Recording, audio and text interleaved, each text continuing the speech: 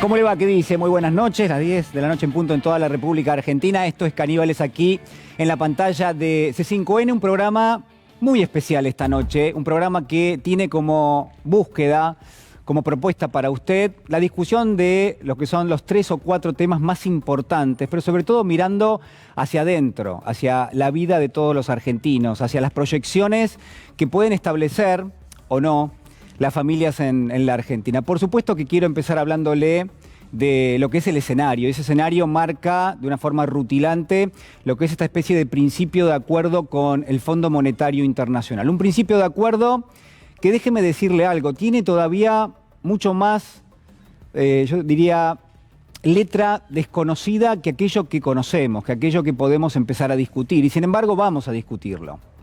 Hay un sendero fiscal que se ha marcado, que es lo que presentó el gobierno nacional, toda vez que se dijo, bueno, se llegó a un principio de acuerdo, pero se sigue discutiendo.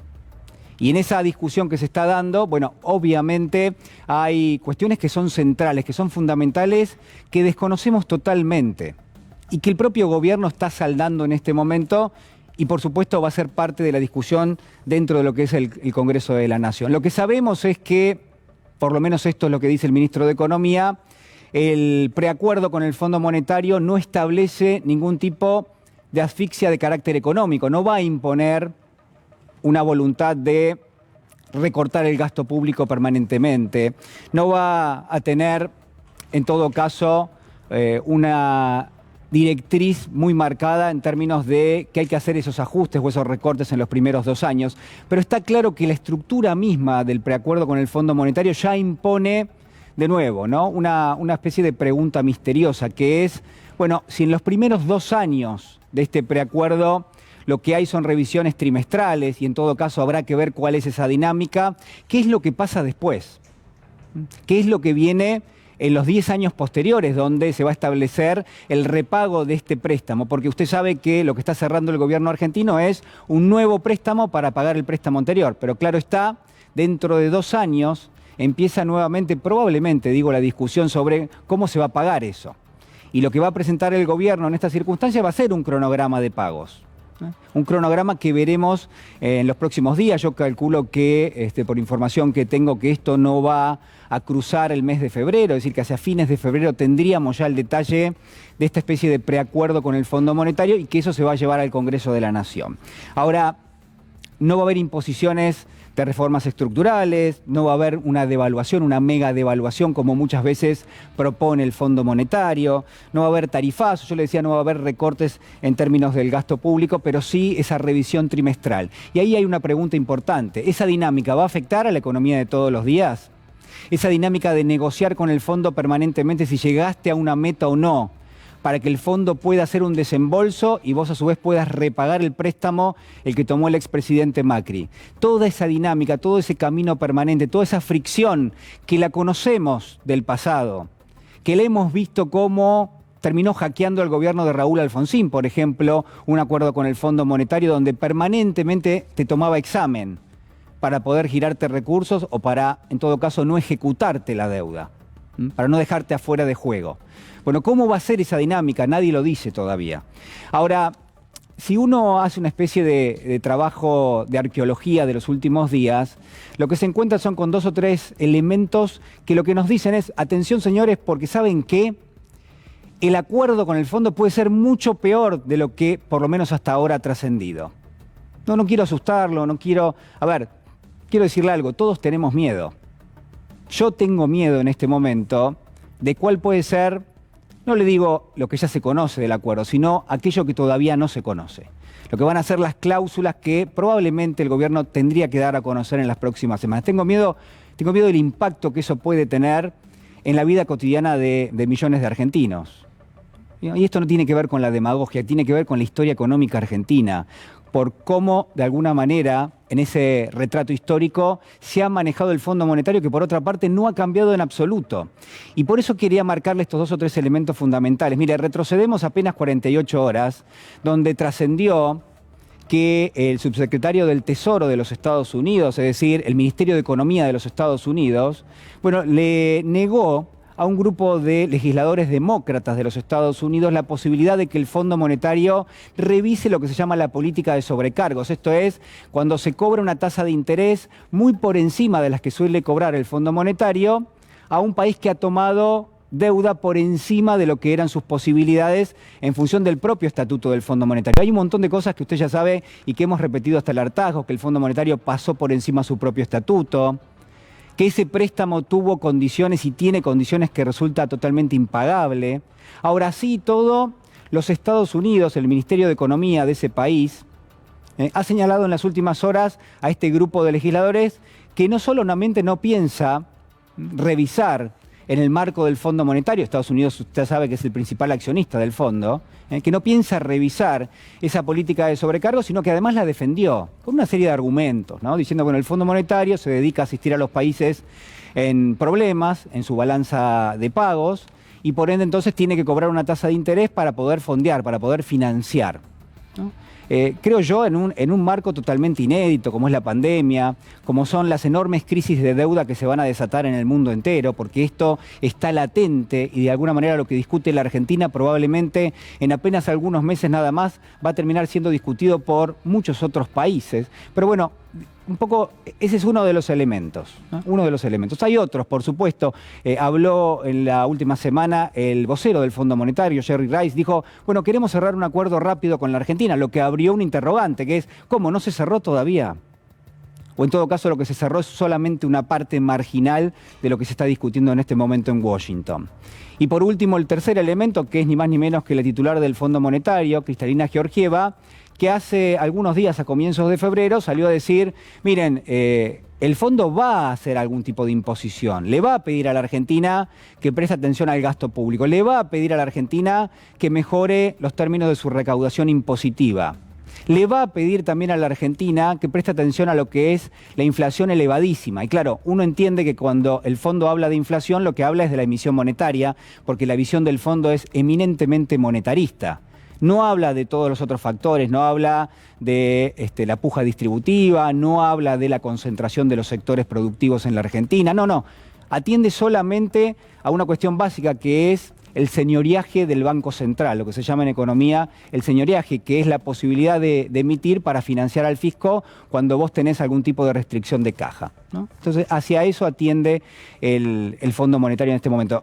De lo que resulta que el fondo no cambió en absoluto, y de lo que también de alguna manera viene a verificar que todavía las condiciones, por lo menos las condiciones más duras, las más importantes de ese acuerdo, todavía no son conocidas. Mire, algo de todo esto en otra línea, ¿no? Por supuesto, lo decía el presidente de la Nación, Alberto Fernández. Escúchelo. El acuerdo con el Fondo Monetario Internacional que nosotros estamos impulsando es un paso de un problema en el que vamos a tener que dar muchos pasos.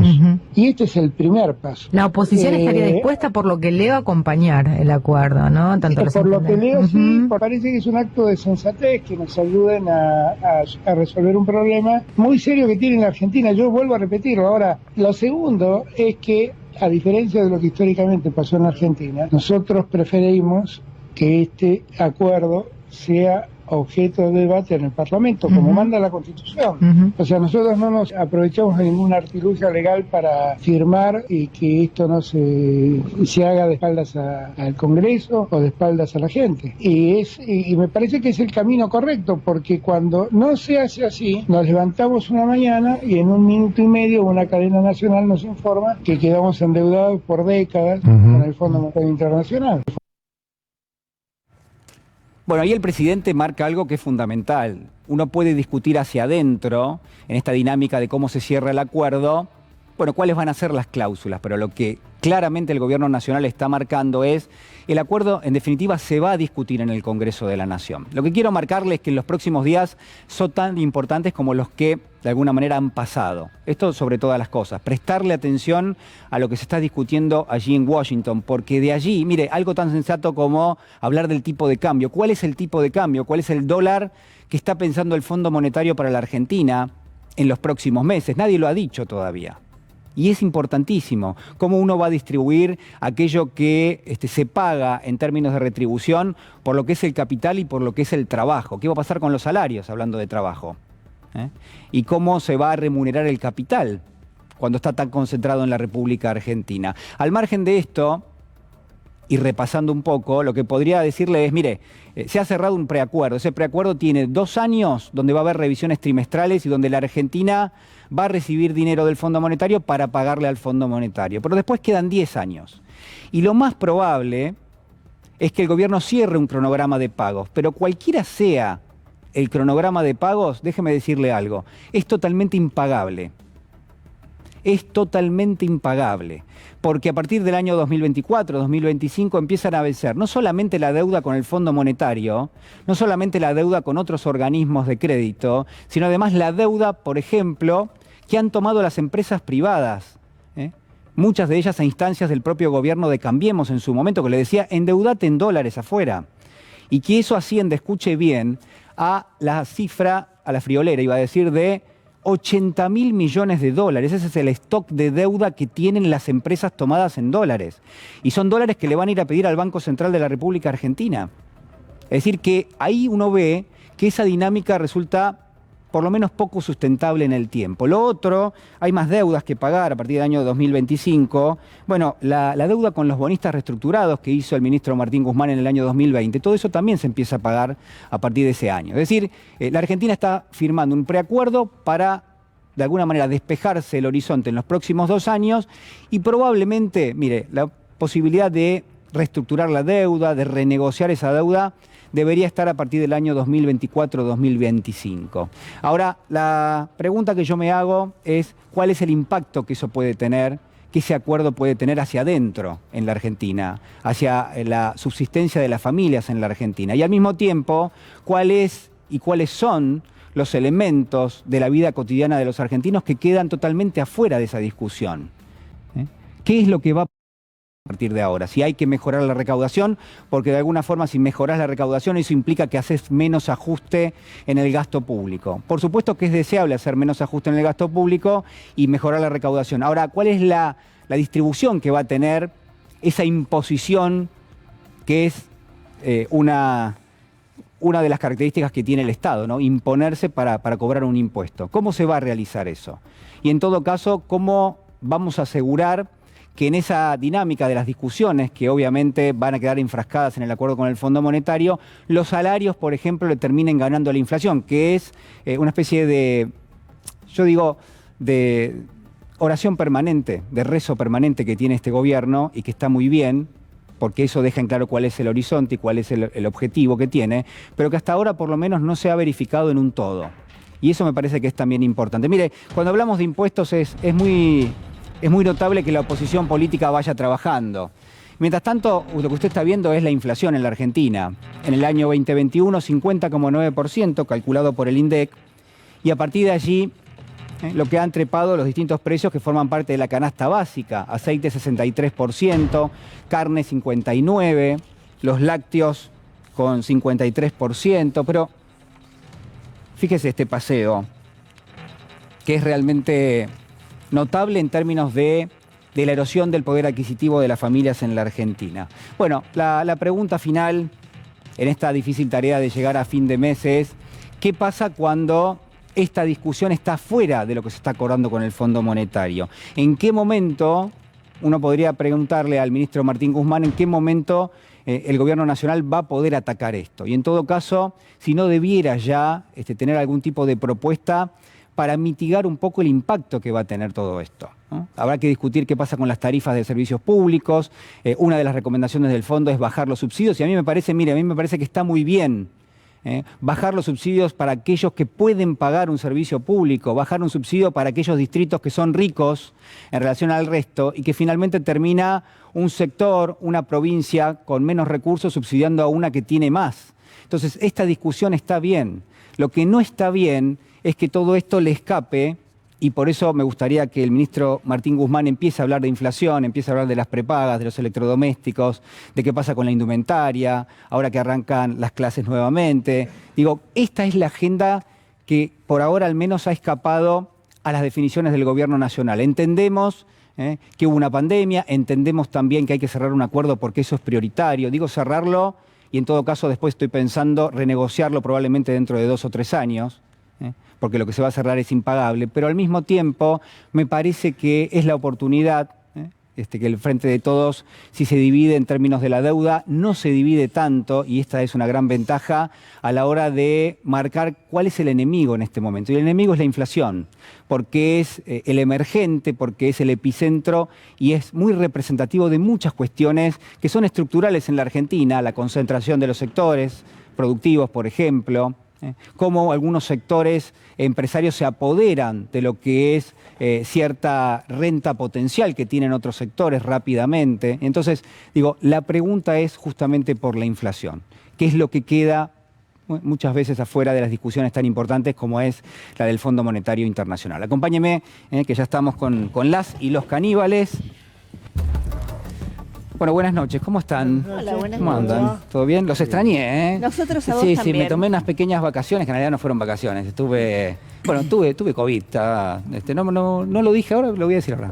Tuve COVID, la pasé muy bien, gracias a las 3 vacunas. Claro. Esto hay que marcarlo. Es importante. Sí, es importantísimo, ¿no? Cuando uno habla, es muy importante también esto, fíjense, ¿vuelve el comunismo? No, es un chiste. Pero digo, cuando se habla de... ¿Estaría del todo mal que vuelva? No, pero ahora lo discutimos. Alguna Pero vez estuvo. cuando se habla de Rusia y China, nos pasamos por alto que fueron los primeros países que nos acercaron vacunas en la Sí. pandemia. No lo dijo nadie la última semana. Bueno, no lo dijo nadie de aquellos que... La discusión, Julián, Sí. de la presencia del Estado o la ausencia Sí. para gestionar los bienes fundamentales de una sociedad, la salud, el trabajo, la educación. Bueno, la pandemia fue un gran escenario para evidenciar esa ausencia o presencia del Estado y los beneficios o los perjuicios para todos y todas. Bueno, Natalia Salvo, buenas noches. Buenas noches, Buenas Julián. noches. Lili Gendel, ¿cómo estás? Buenas noches. Muy bien, buenas noches, te extrañamos, qué lindo verte. Bueno, igualmente. Acuerdo totalmente con lo que vos estabas planteando en tu editorial, como habitualmente, pero además me parece muy interesante lo que vos planteás en relación a lo que Guzmán todavía no dice, porque la gente en la calle está esperando eso, que hablemos de todo lo demás, que dejemos de hablar solo del tema de la deuda, no porque la deuda no sea importante, sino porque hay muchas otras cosas importantes de las cuales no nos hablan, y agregaría, para que después lo charlemos, de lo cual no tenemos dónde hablar aquellas personas a las cuales nos interesa la militancia y la política. Es importantísimo lo que marca. Yo lo iba a decir, pero la verdad, me extendí tanto que ya no quería cerrar rápido. El productor me decía, bueno, ya son y 20, vamos cerrando. Pero es complejo, porque claro está, tiene que haber un espacio donde hablar estos temas. Y además, digo, la gente ya sabe. Y si no sabe, se tiene que enterar que va a haber un montón de sacrificios que va a haber. En un momento hubo un gobierno que se llamó el Frente de Todos, que tuvo que cerrar un acuerdo porque lo otro era lo desconocido, y al mismo tiempo tuvo que negociar cláusulas, y en todo caso lo que queremos es conocerlas, ¿no? Pedro Peretti, buenas noches. Buenas noches, ¿cómo le va? Bueno, importante, hay una parte que no se habla en todo este tema de la deuda, que es el tema de los bancos y la ley de entidades financieras. El lunes se cumplen 45 años de la sanción de la 21526 con la firma de Videla y Martínez de Oz en la ley de entidades financieras que nos rige hoy. El año pasado los bancos ganaron 120.000 millones de pesos. ¿Tienen algo que ver con la deuda externa? Me parece que sí. Son el instrumento de fuga. ¿No van a poner nada para pagar la deuda externa? De ellos no vamos a hablar nunca. Sí. Es un tema muy importante y central en la economía argentina. Ese es el núcleo del poder. Ahí está parte del desastre del pueblo argentino, en la responsabilidad de ellos, y necesitamos que el sistema financiero sea declarado como un servicio público, porque si no, es imposible salir de esta maraña de intereses.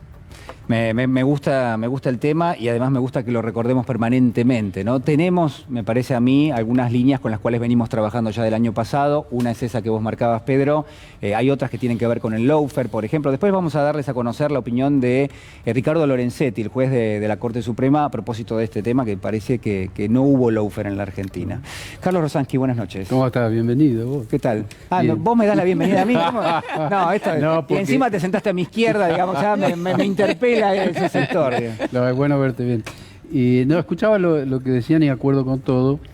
Y Lili, que es psicóloga, me hacía acordar cuando dijo recién sobre lo no dicho. Sí. Flores se ocupa mucho de lo no dicho. Sí. Por el significado de lo no dicho y qué es lo que acá nos está diciendo. Y sobre todo, cuál sería la consecuencia de decirlo. Claro. Yo creo que fundamentalmente hay varios aspectos. Uno, para dejar planteado ahora, es el origen.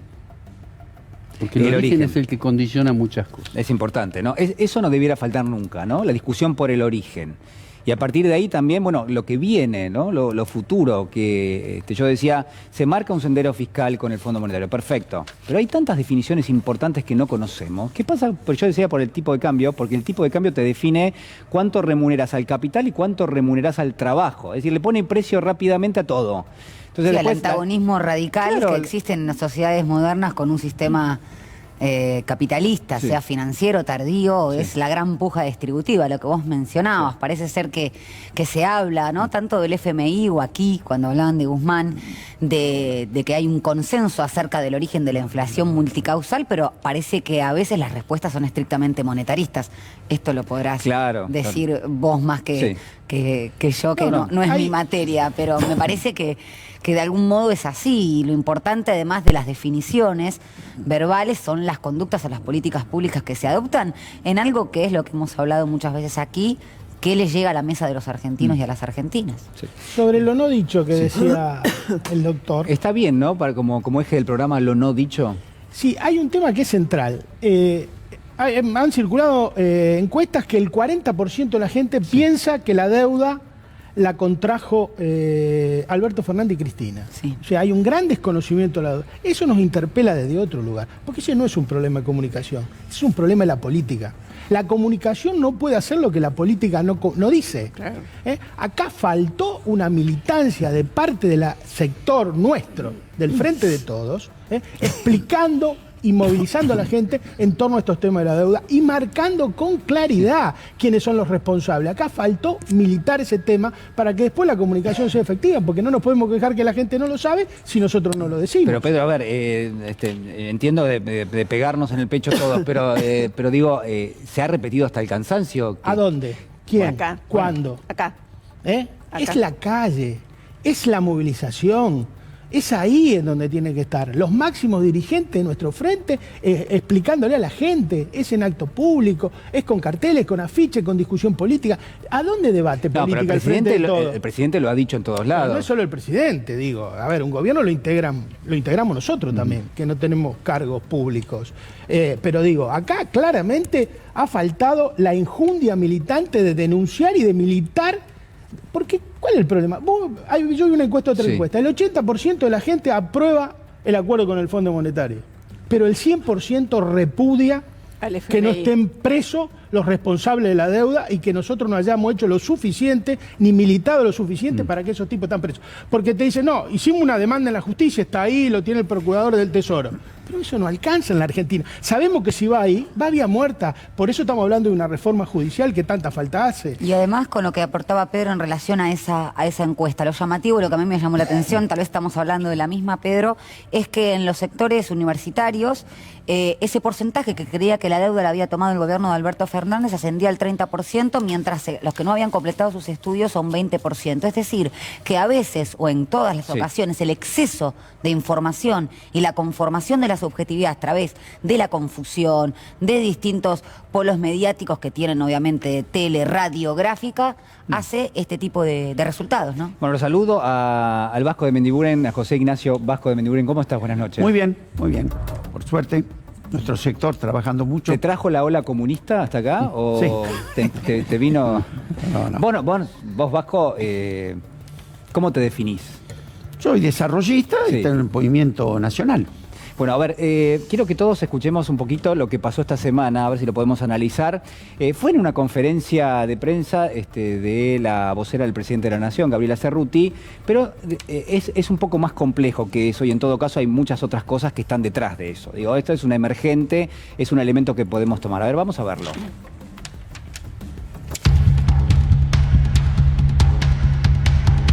¿Por qué el gobierno busca segmentar por barrios, hablo de la ciudad o del AMBA en general, y no por grado de consumo? Es decir, ¿por qué se va a quitar el subsidio a alguien que tiene un monoambiente en Palermo?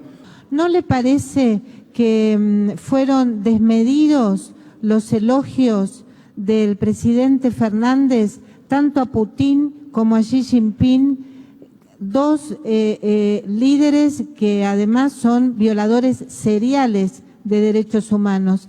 Con respecto a los elogios desmedidos sobre Putin y Xi Jinping, No recuerdo, a pesar de haber acompañado al presidente en la gira, cuáles fueron esos elogios. ¿Usted me los puede recordar?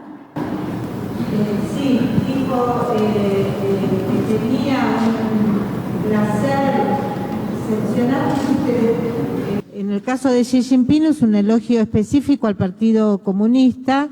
No solo él, también el embajador, pero bueno, el embajador no es cuestión en este momento. Sí la del presidente, que ha tenido, digamos, desde mi punto de vista, han sido elogios innecesarios y desde algún punto de vista hasta descontextualizados. Sí, bueno, en los dos casos, tampoco con su respuesta encuentro cuál fue el elogio, digamos. Si a raíz de esos gestos que estuvo con el comunismo, con Rusia, con Xi Jinping, si se está poniendo en la mesa la posibilidad de revisar, por ejemplo, el sistema político de la Argentina. Gracias. No sé qué contestarle, me desconcierta, la verdad, digamos. Sinceramente, ¿usted me está preguntando si la Argentina se va a volver comunista porque el presidente viajó a China? Porque sinceramente estoy un poco confundido sobre la línea que tiene el gobierno, este gobierno puntualmente, en materia de derechos humanos. Le voy a leer textual la frase, ya que usted la pedía. La frase del presidente fue destacando todo lo que fue el trayecto de la revolución hasta el presente. Eso implica desconocer lo que fue, no dicho por mí, sino dicho por la historia, uno de los regímenes más sangrientos a nivel mundial en toda la historia. No tengo respuesta. La verdad es que si usted me está preguntando si el presidente tenía que ir a Rusia a condenar el estalinismo, tal vez en la próxima oportunidad volvemos a hablarlo. Bueno, a ver, los invito al análisis. Quiero decir algo Sí. antes que nada, perdón compañeros, gracias Cerruti. Qué suerte que tenés esa calma, esa posibilidad qué paciencia, de decís. no enloquecer frente a preguntas absurdas que no son preguntas. De verdad, yo siento además una gran admiración por la tarea que Gaby Cerruti está haciendo, pero en este momento en particular, en un lugar público, preguntas de este nivel de locura y de ignorancia, que ella haya logrado mantener la calma y contestar de esta manera, merece que gran parte de nosotras la felicitemos. Pero Por es otro lado, ignorancia y es locura, perdón. Digo, porque, Es el discurso disruptivo que incluso, aparte diría yo, ¿qué comunismo? Es una breve lectura superficial de Wikipedia. Porque en una sociedad como la actual, los límites del capital, los límites al capital, son entendidos como comunismo, cuando en el comunismo la existencia de la propiedad privada no tiene lugar. Lo que les molesta es el límite al capital y el límite a cualquier tipo de, o sea, el límite estatal, la injerencia del Estado en la economía. Para eso para eso es comunismo. Claro, para pero, ellos. Digo, ahí va. Esa gente no vino a hablar con vos, o sea, no van a la conferencia de prensa a hablarnos a nosotros. Esto lo hemos conversado acá hace unas semanas. Esa gente le viene a hablar a su propia gente. Son discursos guionados. Esta es la realidad. Ellos no discuten el tema del comunismo, ni siquiera piensan que este gobierno puede tornarse hacia allá. Y sin embargo, el propio presidente de la Nación sobre esto salió a aclarar que no iba a imponer un régimen maoísta. Bueno, entonces es mucho más que eso, ¿no? Lili, vos querías terminar de decir algo. sí, me parece que tenemos que revisar el concepto, querida Silvia Mercado, de violadores seriales.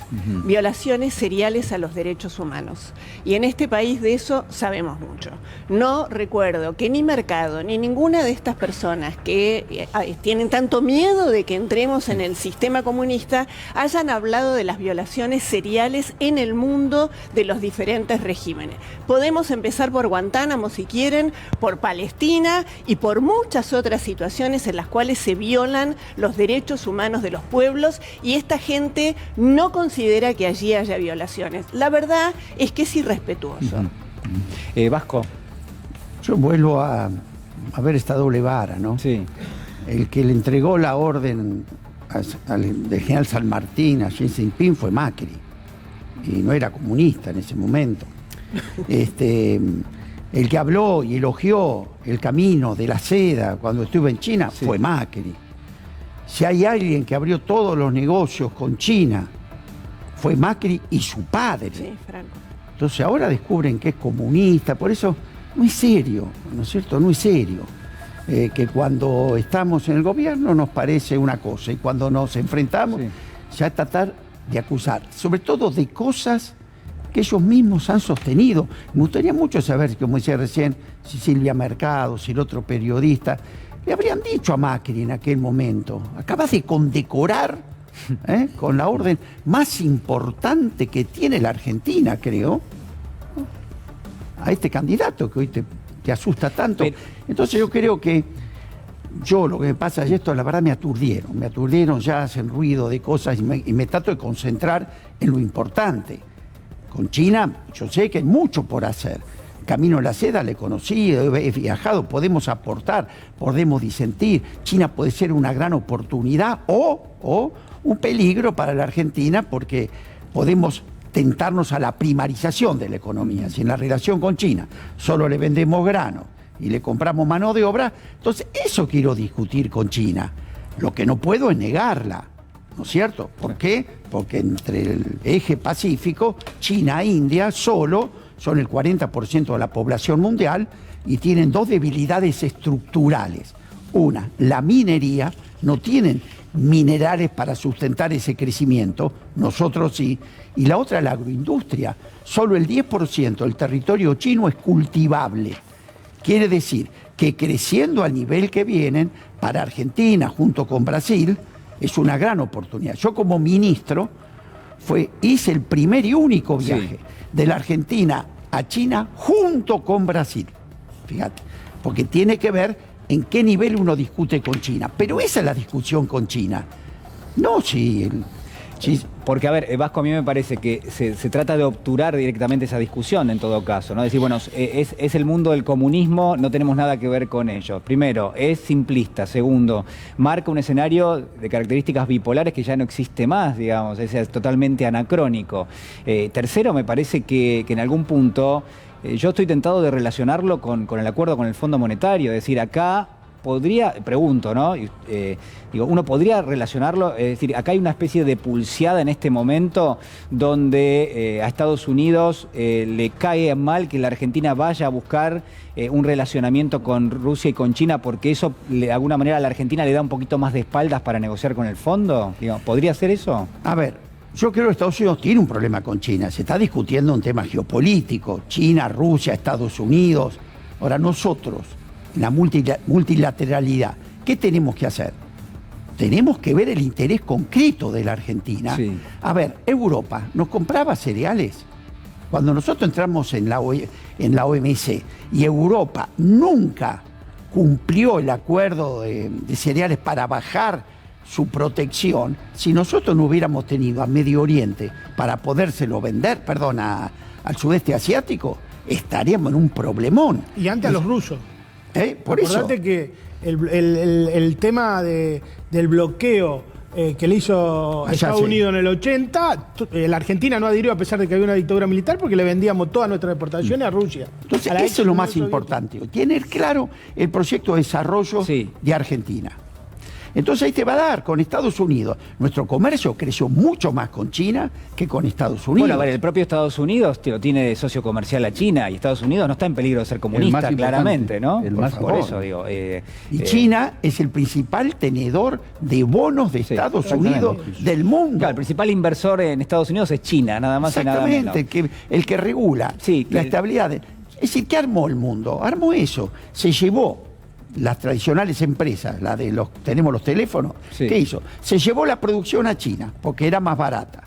La rentabilidad de la empresa en Wall Street es sensacional, porque pagaba 2 pesos y vendía un montón. ¿Y qué pasó? Wall Street ganó un montón, esta compañía de la manzanita que todos conocemos. Y a nivel de estados, Estados Unidos no sufrió porque los bonos, la utilidad del gobierno chino, compró los bonos americanos. Estaban todos de fiesta, menos los americanos, los trabajadores. Por eso apareció Trump. Exacto. Coincido totalmente. El Partido Comunista es legal, ¿no? Sí, pero... ¿Era legal? o sea, discutir pero bueno, una situación que justamente. en verdad no tiene razón de ser. Estamos discutiendo la legalidad. Y si fuéramos comunistas y si el Partido Comunista creciera y nos llevara a generar estas discusiones, ese es el eje de la discusión. Bueno, es que me parece que en ese punto Estados Unidos no quiere reconocer que hay otras formas hoy de acumular capital, que hay otras formas en las cuales se instrumentan las economías y que hay una modalidad que es la rusa, otra modalidad que es la china, que es capitalista también, digamos, no es comunista, es dentro del régimen capitalista distinto al de Estados Unidos. Justamente la nominación de ese régimen como capitalista lo que hace es intentar sacarlos de la cancha, más allá de que, como decías, el mundo bipolar ya no existe y la diversificación en las relaciones internacionales es la que va, como se diría, lo que hacen es evidenciar que le está sacando mercados, es así, ¿no? Nosotros estábamos sometidos de algún modo, lo estamos, a través ahora de la deuda con el FMI, restando poder decisional del Estado, a una forma de violencia a través de la deuda y del coloniaje, ¿no? Lo que otrora era el coloniaje. Y bueno, lo que intentan es seguir llevarnos esa matriz de discusión de hace 100 años atrás, porque no es el mismo mundo. Pero volviendo a la conferencia de prensa, en realidad ellos no quieren plantear una discusión acerca de la esencia del comunismo. No, claro. Ellos lo que están haciendo es otra cosa que, a mi entender, es tal vez el defecto más grande que está teniendo este gobierno, es no haber atendido adecuadamente la manipulación que viene haciendo el ex gobierno, hoy oposición del macrismo. ¿Manipulación en qué sentido? En todo sentido. O sea, ellos cuando asumieron el poder, manipularon durante 4 años y hicieron el desastre que todos conocemos.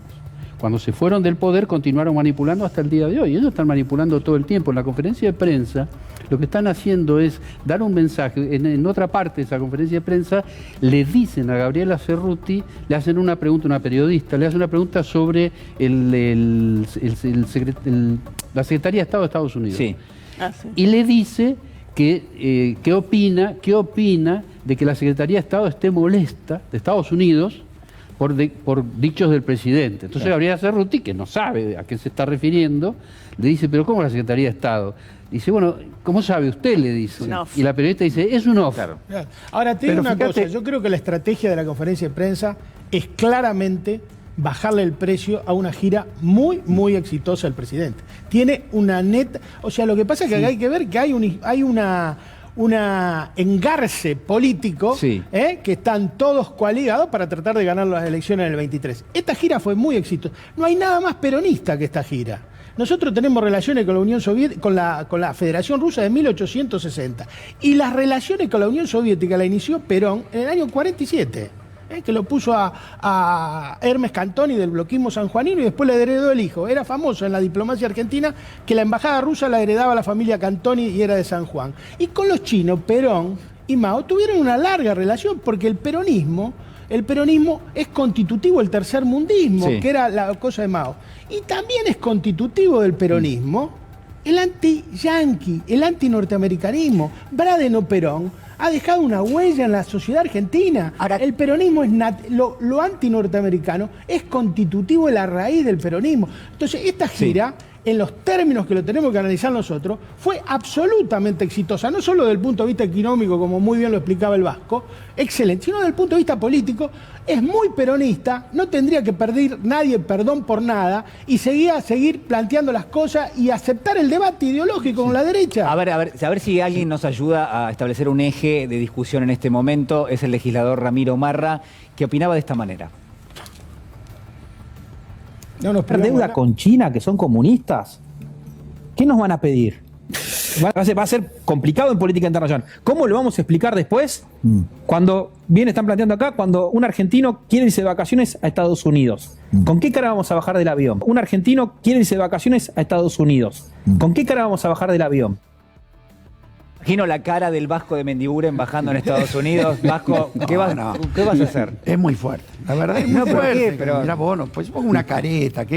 ¿Cómo tiene cara acá para hablar de esto? No, la verdad, es muy fuerte. ¿Querés hablarle a Ramiro Marra a cámara, que ya es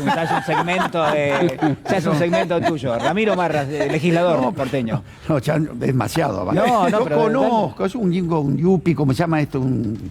¿cómo se llama? Influencer de las finanzas y maneja bien los números, creo que política internacional sabe poco y sabe de especulación financiera, es un maestro, de todo lo que comprar, arbitrar, vender. Bueno, de eso es un crack. Ahora, no diferencia un bulón de una tuerca. Bien. Entonces, me parece... Bien. Tengo algo mejor para vos. A ver, señor director, lo que decía Domingo Cavallo hace algunos días nada más. Mi amigo. Es el amigo del Vasco. Así como lo han acordado,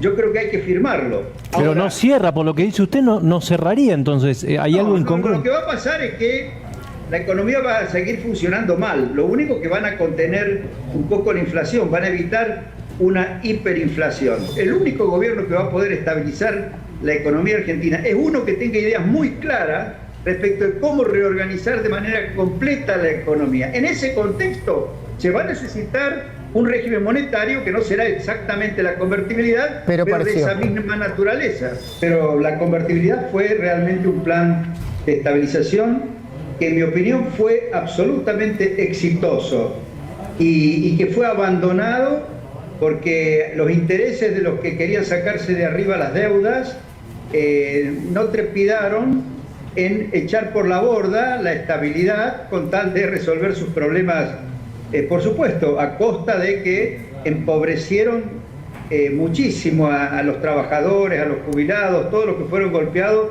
por la fuerte devaluación luego de la pesificación del año 2002. Bueno, el Vasco. Sí, Vasco. ¿Vos querés hablarle a Cavallo entonces?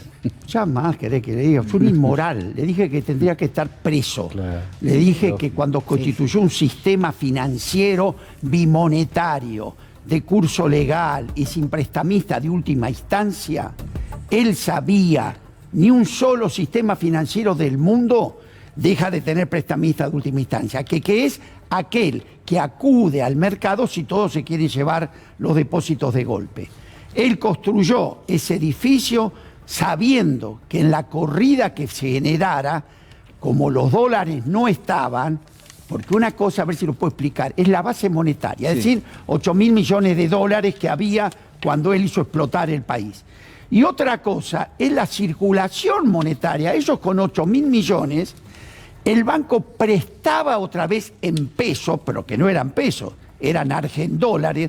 Conclusión, cuando él sacó la foto antes de irse, había dejado 57.000 millones de argendólares. Vos ibas, perdona, voy a tirar algo corta, ibas a un banco, agarrabas esta, no te lo voy a dejar, este es mío. Y pasabas un peso y decía, pasalo por la ventanilla. Pasaba y decía, ahora son dólares, anotámelo en dólares. Entonces esto lo anotaban en dólares, que yo sepa, eran siempre pesos. Y encima tenían cría en dólares, porque los intereses eran en dólares, pero siempre eran pesos. Y así generó 57.000 millones. ¿Y sabe cuánto había de reserva? 8.000. ¿Qué era la multiplicación de los peces? No sé cómo iba a hacer para pagar eso. Tendría que estar preso. Se lo dije de frente en la Cámara en un debate que tuvimos. Entonces, que todavía hable, destruyó el país, destruyó a las empresas y tuvo un lobby extraordinario para Mulford, su amigo, que en el último manotazo de ahogado con el mega canje se llevó 150 millones de dólares de comisiones. Yo era director del Banco Nación. En ese momento el Banco Nación, entre sus distintas empresas, tenía para canjear 2.500 millones de dólares en bonos. Estado para canjeárselo con el Estado. ¿Sabe qué nos dijo Cavallo? Que le teníamos que pagar la comisión a Mulford. ¿Escuchaste? Estado contra Estado a pagar. Y ese hombre habla de moral. Lo que pasa es que se cree que nos olvidamos. Pero a ver, pero no hay cierta intencionalidad, porque esto me parece que se puede unir con lo del comunismo. Es decir, ¿por qué permanentemente se meten en la discusión cuando la Argentina la verdad que tiene que afrontar la discusión por el Fondo Monetario? Cuando yo decía recién y todos decíamos, bueno, lo no dicho todavía del acuerdo con el Fondo, ¿qué es? Bueno, en esas circunstancias empiezan a bajar ideas de convertibilidad, empiezan a bajar ideas de... Dolarización, porque esto también, ¿no? Es curiosamente siempre van llegando cuando hay definiciones importantes que tomar. Por eso no quiero prenderme a esto, yo los conozco. Hay un libro muy interesante, que en un día te lo comenté, de Noemi Klein, una canadiense. Se llama La doctrina del shock. ¿Y qué te dicen? que vos a los pueblos los llevás a crisis estructurales que la gente está tan mal que acepta cualquier cosa. Ojo con esto.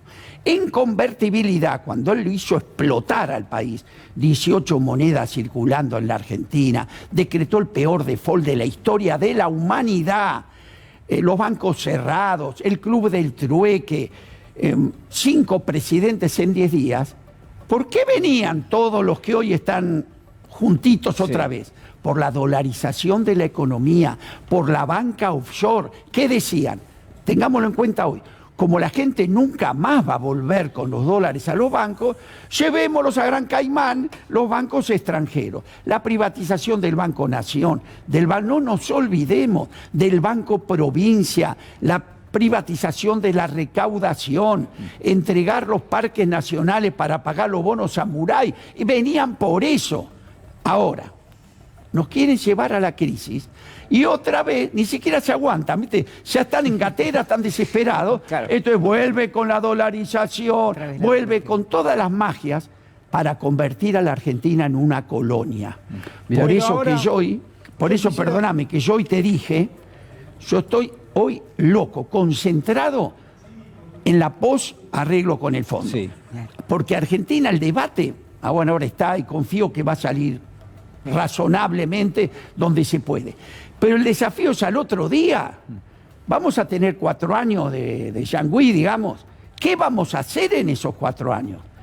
Este es el desafío. Vamos a pegar un salto al desarrollo. Vamos a partir de ahí con nuestra receta, ya que no le vamos a aceptar la propia. Y después te digo, si querés, ¿dónde? Yo estoy a full en eso, generando ese crecimiento para nunca más endeudarnos. Y es lo que a ellos les molesta. Por eso nos van a atacar. Cuanto mayor ataque fue a nosotros fue en abril del 2001. ¿Sabés por qué? Porque la Argentina empezaba a salir. Ahí se desesperaron. Claro. Entonces, cuidado hoy. Estamos con mucha dificultad, pero la Argentina real se está poniendo de pie. Te lo puedo contar con cifras, lugares por lugares, con 1000 dificultades. Hoy están nerviosos por eso. Si nosotros esos 4 años que vamos a tener lo aprovechamos en lo que nosotros, el campo nacional está convencido, pierden definitivamente la pelea. Entonces concentrémonos en el día después de que cerremos este martirio con el fondo. Pedro y Carlos, a ver. No, yo lo que digo de que, ¿quién paró ese proceso que venía describiendo el Vasco del 2001, el 2002? Y te explicás un montón de cosas políticas de hoy. ¿Quién lo paró? Néstor y Cristina. ¿Por qué tanto odio hoy? Hay una estigmatización. Vos lo vi, yo no podía creer las cosas que escuchaba por la renuncia de Máximo Kirchner, por ejemplo. Hay una estigmatización a todo lo que sea Kirchner. ¿Por qué? Porque paró eso que dice el Vasco. Porque es lo único que se le puede parar enfrente a ese proceso que se viene. Vos fíjate, lo critican a Máximo Kirchner de una manera increíble, incluso los propios compañeros. Máximo Kirchner dividió el bloque. ¿Se fue del bloque? No. Dijo que iba a militar en contra del acuerdo. Dijo que iba a ser un partido aparte, que se iba a retirar. Nada de eso sucedió. Tomó la decisión más honrada que puede tomar un tipo que hace política, que dice, mirá, me voy a correr porque yo no estoy en condiciones de defender esto, que venga otro compañero que lo defienda mejor, y yo me corro un costado. Digo, lo que tendría que ser un motivo de orgullo es un motivo de crítica, aún por los propios compañeros que tienen que estar aclarando todos los días un montón de cosas. Eso me parece muy importante. Lo segundo que quiero decir, yo creo que hay que enfocarse en lo que dice el Vasco. Yo creo que el acuerdo le van a sobrar votos. Al acuerdo le van a... A ver, algunos se piensa que la derecha, si el gobierno llega a un acuerdo con el fondo, y el fondo dice, sí, firmemos el acuerdo. ¿Alguien se piensa que la derecha va a estar en contra de ese acuerdo? Si a la derecha la conduce la embajada norteamericana, si la capital cultural de la derecha está en Miami. Bueno, y las políticas se parecen mucho, ¿no? También. Entonces, ¿por qué entonces va a estar la derecha de acuerdo? O sea, que tiene su caudal de votos. Yo creo que lo que tiene que tratar de hacer el gobierno es hacer un acuerdo, conocer, como vos decías, que conozcamos el acuerdo, que no está cerrado, que no se sabe qué es lo que viene ahí adentro, por eso es muy apresurado opinar, y que tiene cuestiones que son muy complicadas desde mi modesto punto de vista, porque me parece que hay cuestiones que van a exigir un ajuste y eso va a tener repercusiones electorales y puede tener también repercusiones en el sistema político argentino. Julián, vos hoy dijiste algo muy cierto. Con esta foto de esta matriz productiva, no podemos pagar nunca. Lo dijiste con claridad. O a partir del día siguiente nos ponemos a cambiar la matriz productiva de la Argentina, que nos va a permitir después renegociar, porque para mí vamos a estar creciendo fuerte, te lo puedo asegurar, ¿no? Hay cosas que la gente no está teniendo en cuenta. Yo no soy economista, veo a mis colegas, los pymes todos los días. Todos están hoy apostando, invirtiendo, porque ven que hay mercado. No tenemos que parar la recuperación del poder adquisitivo del salario. No va a ser fácil, pero es clave para mantener el mercado interno y la demanda. Y yo te aseguro que si hay demanda, todo el concierto PYME, que en la Argentina es enorme, no deja de producir. Manotea el canuto, se lo pide al hermano, se lo pide al primo, pero va a seguir produciendo. Carlos. En ese libro que mencionaba recién el Vasco, que es imprescindible, de Naomi Klein, La doctrina del shock, o la teoría del shock, absolutamente imprescindible. Y ella hace una aclaración muy interesante sobre la crisis a la que aludía el Vasco, es decir, que esas crisis son aprovechadas para generar ciertos cambios importantes. Y da ejemplos, pero con una distinción fundamental. Ella cuenta que el huracán Katrina en Nueva Orleans sirvió para privatizar la educación. La educación. Y después cuenta que el tsunami en Sri Lanka, como la gente se tuvo que correr porque te agarraba la ola, fue aprovechado que la gente de la costa se corrió y privatizaron, hicieron hoteles. ¿Está bien? Pero hace una aclaración maravillosa que es sobre las dictaduras en la región. Porque ella aclara que esas crisis pueden ser naturales o provocadas. Y ahí da como ejemplo las dictaduras que se aprovecharon en la región, incluso cita, muy especialmente la nuestra, incluso el juicio que hicimos en La Plata, lo cita con detalles. Es decir, es muy importante tener en cuenta, porque esto nos permite entender por qué esta gente de la derecha busca crisis, por esto. Por eso, perdóname, no nos podemos dar el lujo, vos le dijiste, el campo nacional dividirnos.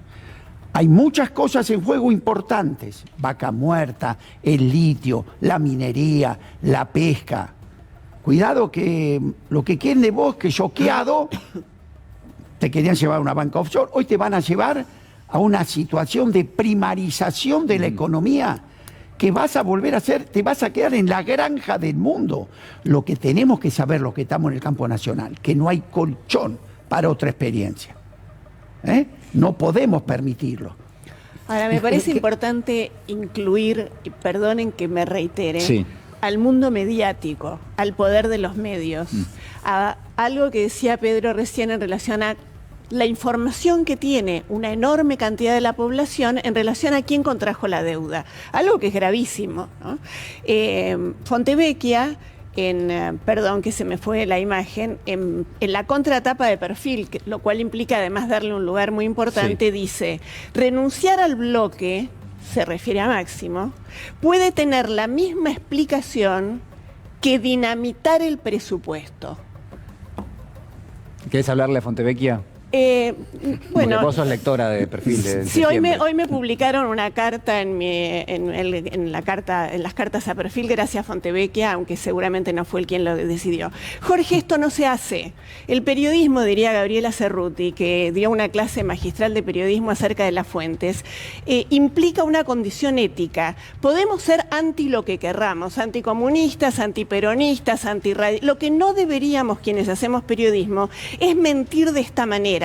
En el diario de hoy hay una foto de Mauricio pegadito a la foto de Cristina y se llama Macri Cristina. Este igualamiento es la misma operación que hace Fontevecchia, diciendo que es lo mismo que Máximo renuncia al bloque que la oposición no apruebe el presupuesto.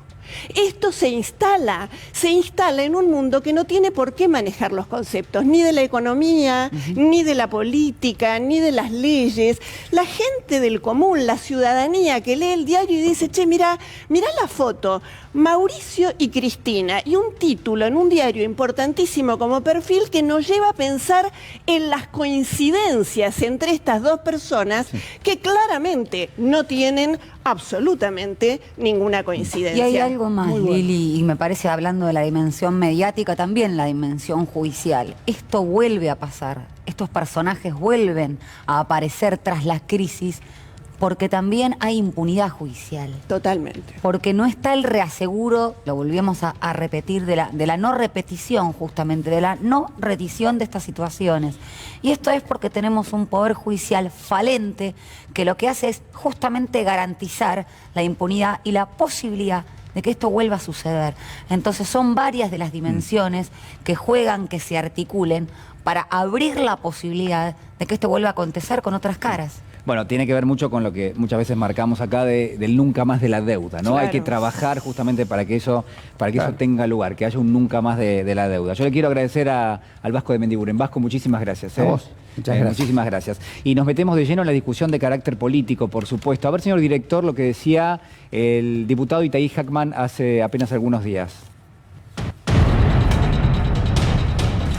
Bueno, a propósito de esto que marcaba Liliana recién, Itaí Hackman, en el Frente de Todos va a haber unos 30 que nos vamos a abstener, que creo yo que es totalmente lícito, pero yo he visto una cantidad de literatura enorme que de alguna manera trabaja permanentemente donde se une cualquier elemento que tenga la agenda política y todo eso impacta en términos de, bueno, esto va a eclosionar el Frente de Todos, esto va a dividir, esto va a separar las aguas, a partir de ahora hay un partido nuevo que se forma con el albertismo más un gobernador, dos gobernadores, ¿no? Esta dinámica, esta ecuación está permanente. Sí, y en las editoriales de hoy de los multimedios, como dijera Mempo Giardinelli, está más que claro. O sea, que están trabajando en tratar de aislar y de aislar al kirchnerismo y de romper el Frente de Todos. Esa es la estrategia de la derecha. Yo creo que no debemos entrar a esa estrategia. Por eso hay que ser muy flexible, preservar la unidad, que cada uno se exprese. Van a sobrar votos para el acuerdo, porque la derecha lo va a apoyar,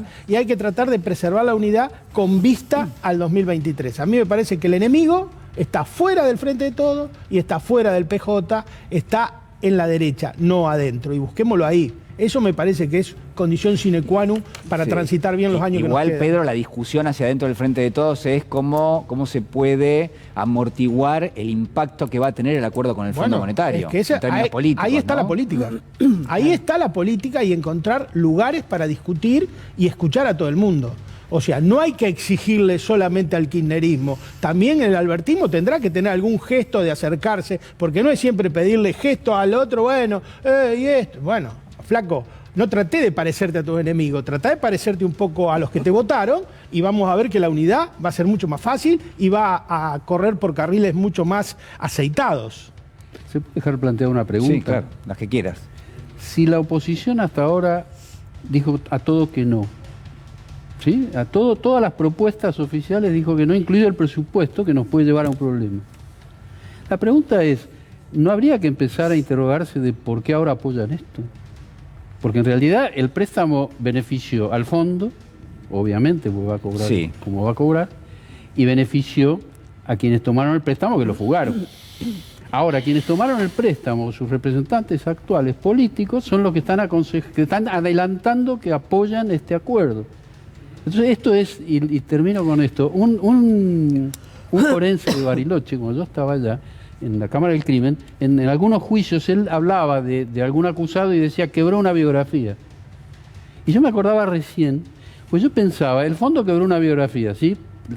Si esto es bueno para el país. ¿Qué significa quebró una biografía? Que toda su vida el fondo dañó a todo lo que tocó, ahora resulta que no lo estaría dañando, pues si no, no estaríamos firmando un acuerdo. En segundo lugar, la oposición, que hasta ahora dijo a todo que no, diría que sí a esto. O sea, es sospechoso porque se sale un poco de la secuencia que se viene dando. Para el fondo, la oposición. Exacto, quebraría una biografía. me gustó Me encantó el término. Quebrar una biografía. Nunca lo había escuchado. No, estaba pensando en cuando la limosna es grande hasta el santo desconfía. Digo, llevarlo a un refrán popular. Yo creo que se trata siempre, o se habló siempre de cuestiones incompatibles, ¿no? La revisión del origen de la deuda respecto de la posibilidad de un acuerdo con el Fondo Monetario.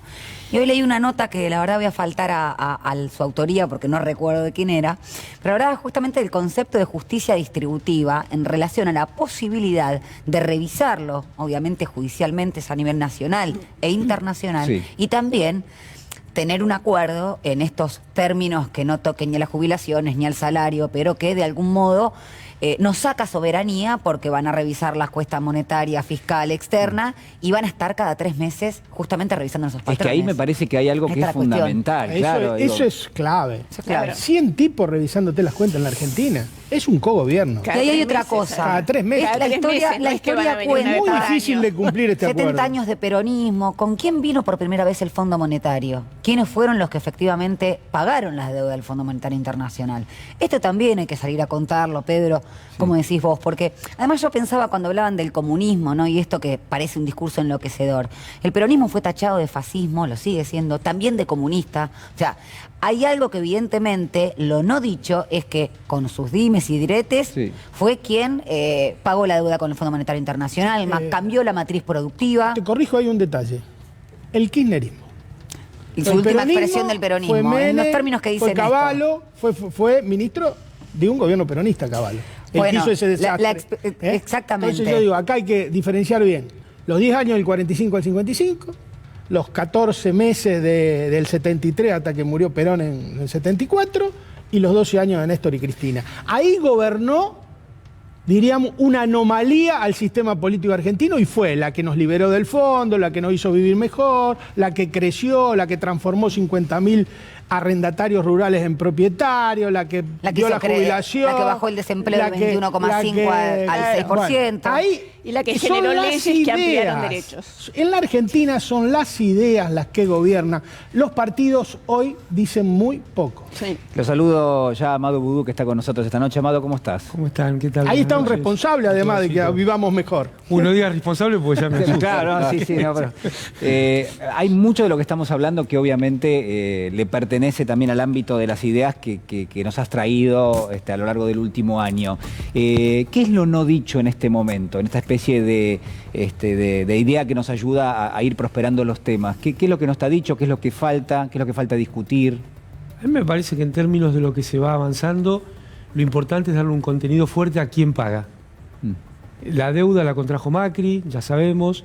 Como se dijo recién, fue Néstor y Cristina los que sacaron el verdadero cepo de la Argentina, que es el Fondo Monetario y ese intento de cogobierno de dictar las políticas desde el consenso de Washington, que, bueno, estuvo dando vuelta en la Argentina mucho tiempo. Quizá lo que Natalia recién recordaba, ¿no? Fue Raúl Prebisch, con la Revolución Fusiladora, los que trajeron el Fondo Monetario a la Argentina en el año 56, porque Perón no había entrado al Fondo Monetario. Y fue Néstor y Cristina los que le sacaron al pueblo argentino el cepo del Fondo Monetario encima. Y eso lo trajo Macri otra vez, que trajo un problema económico, un problema financiero y un problema político, que un poco ustedes recién rondaban esto con lo de las revisiones trimestrales. Pero más allá de todas estas cuestiones horribles, yo siempre trato de ser propositivo y creo que hoy el gran debate es quién paga. Porque, como dijo acá, recién decía Peretti, fue el peronismo el que se hizo cargo de cancelar las deudas, o las versiones de Néstor y Cristina y Perón, que declaró, me acuerdo, un 9 de julio, la independencia económica de Argentina porque había terminado de pagar todas las deudas que desde Rivadavia en adelante había contraído el país. Bueno, me parece que hoy la pregunta es quién paga. Y el quién paga no puede quedar en una consigna. Cuando decimos no se paga con el hambre del pueblo, no puede quedar en una consigna. Hay que seguir, yo creo, llenando la caja de herramientas del gobierno nacional y popular para avanzar en esta situación. Y el quién paga requiere que haya cambios tributarios que permitan, no que sea un eufemismo quién paga, sino que realmente paguen los que se beneficiaron.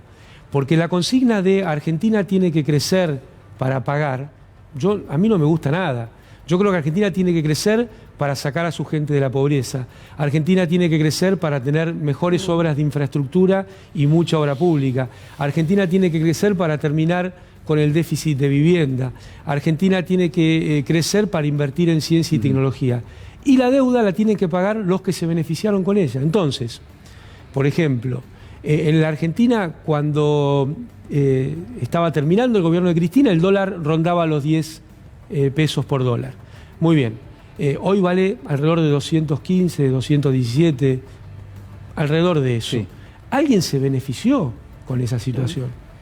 Y no fue el pueblo argentino, porque es sabido que las devaluaciones traen la consiguiente inflación es una de las principales fuentes de la inflación en la República Argentina. Entonces, yo creo que hay que tener algunos puntos adicionales de retenciones para formar un fondo de asignación específica para pagar la deuda.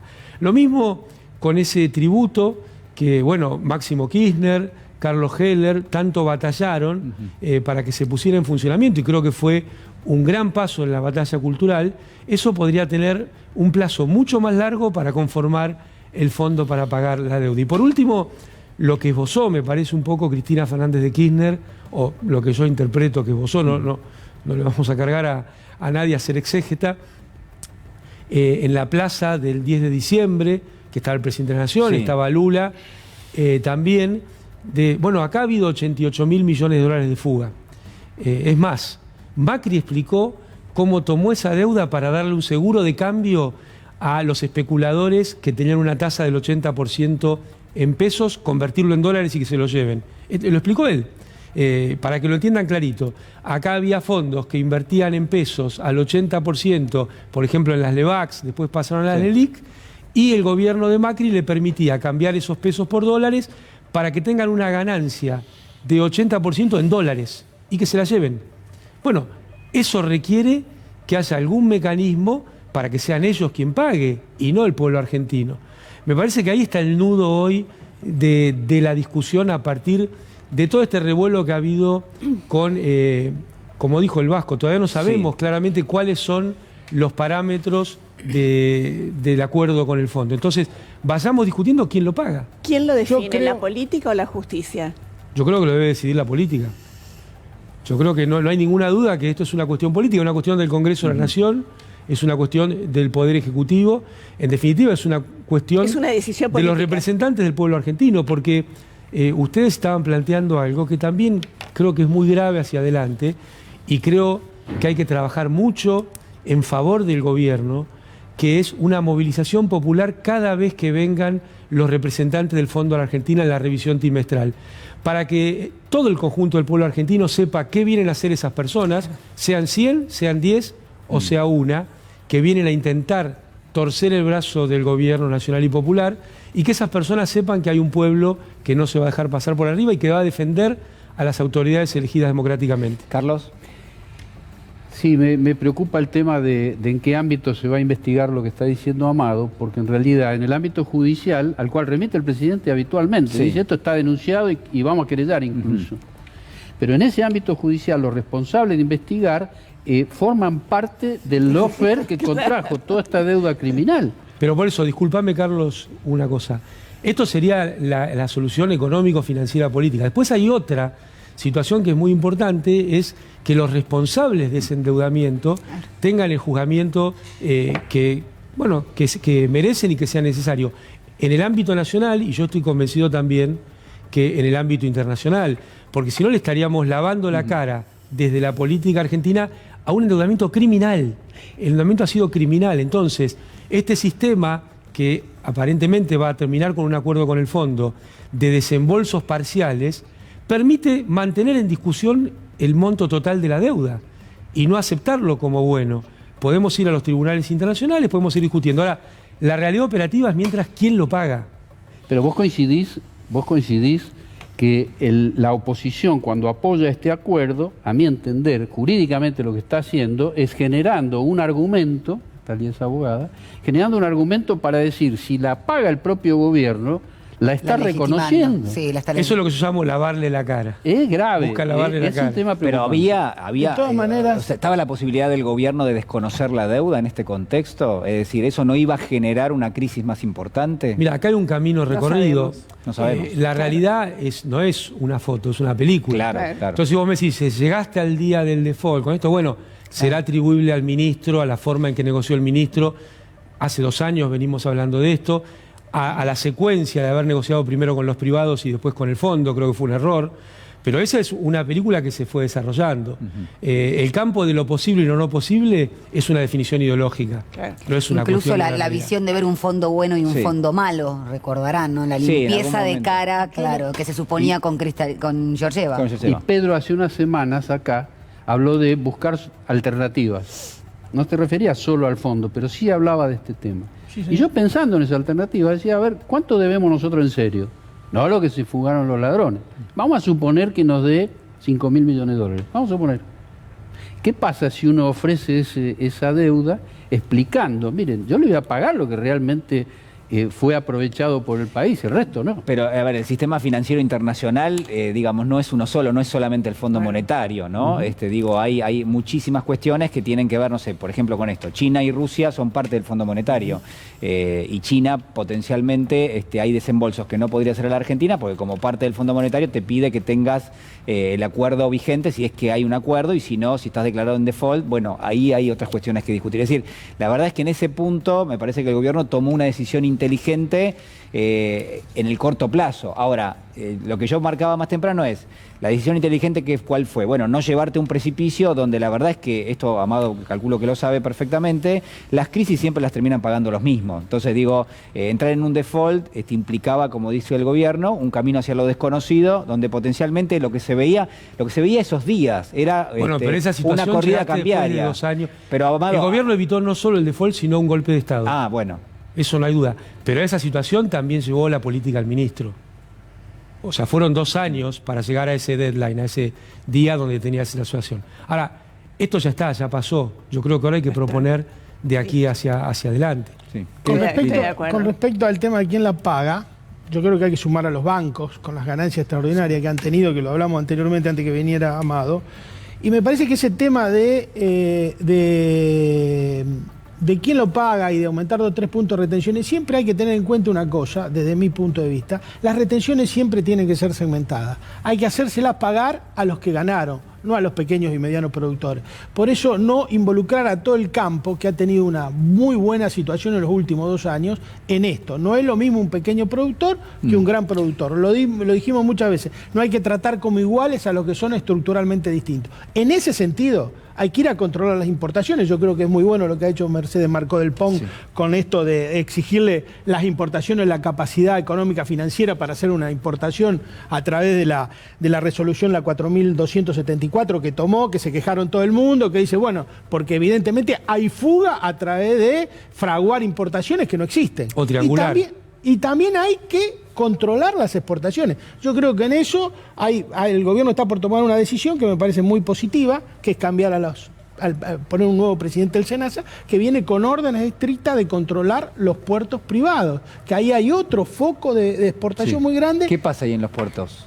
Y bueno, hay una tremenda evasión, lo hemos dicho hasta el cansancio, entre el bolillero de Ubeira y la balanza mía, corremos. Se arregla con una balanza. La arreglamos con una balanza. Pero vos fijate lo que es también la doble vara, ¿no? Hoy leíamos en algunos medios que el fondo está preocupado porque los desembolsos que le van a la Argentina no sirvan para que haya fuga o carry trade, que fue lo que hicieron durante los 4 años de Macri.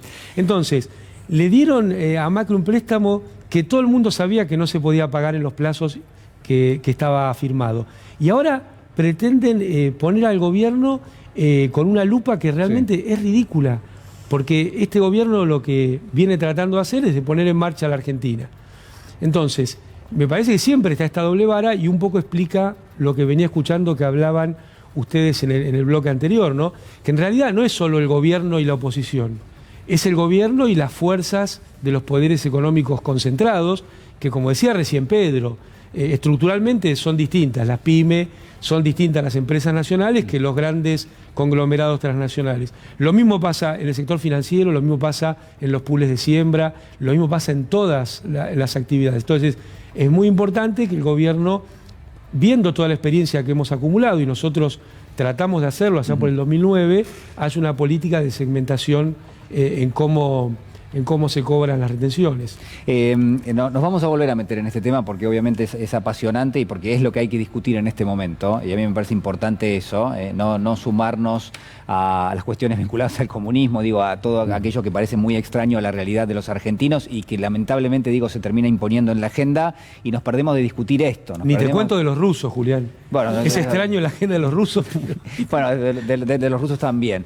Nos metemos en algo que es importantísimo como es la justicia y en este momento la discusión por el lawfare, algo que ha tenido lugar, creo yo, de una forma realmente inexorable en los últimos años en la Argentina, en Brasil, en tantos lugares, y donde después de la movilización del 1F, lo que se buscaba era una especie de respuesta a parte de aquellos que ocupan posiciones realmente muy importantes en la estructura de la justicia. Por ejemplo, este juez, Ricardo Lorenzetti, ¿no? A quien se le consultó por el lawfare, y esto decía.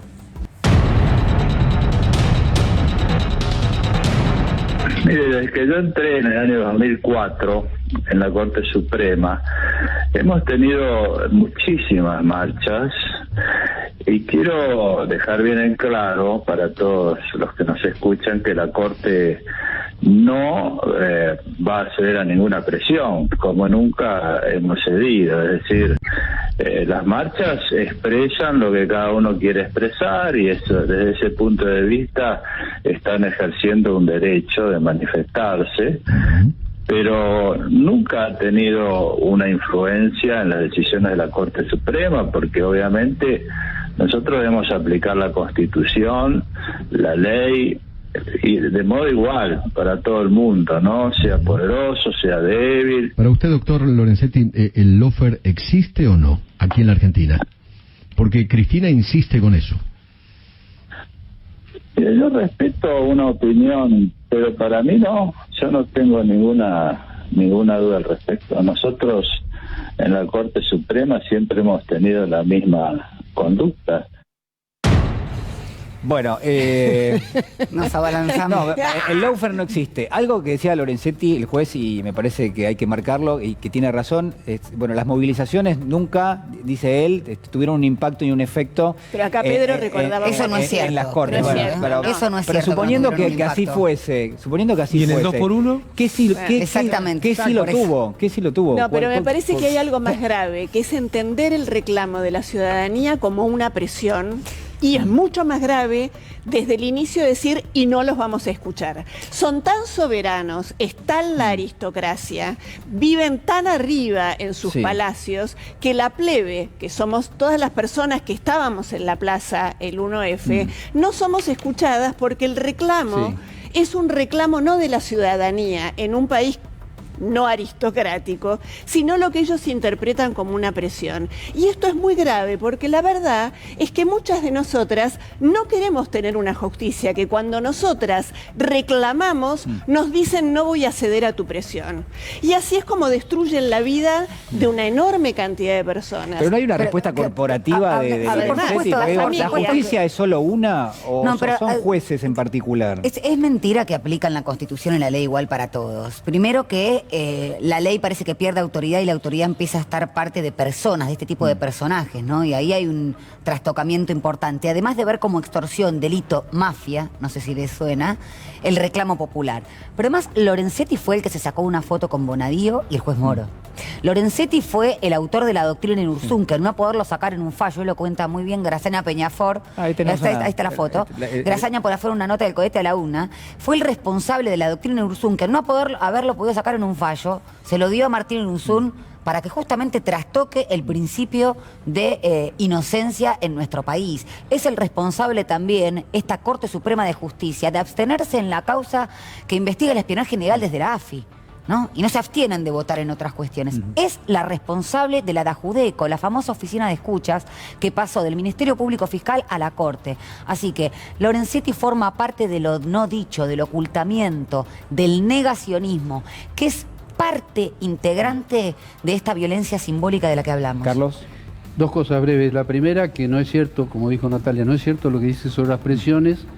Y yo estaba reunido con él solos en su despacho en el año 2006, cuando afuera estaba Piumato con su gente presionando por alguna razón, y él me hizo el gesto mostrando, por el tema que estábamos conversando, que era una necesidad de los juicios de lesa humanidad, ¿correcto? O sea que las presiones sí tienen efecto.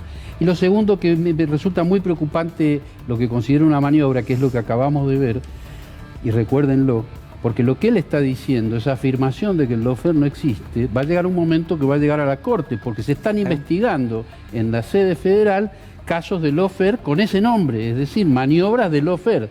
Él no va a poder intervenir porque cuando lleguen, él ya dijo que no existe. Que no existe. Como que vos digas el homicidio no existe como figura. Vos no podés juzgar homicidio.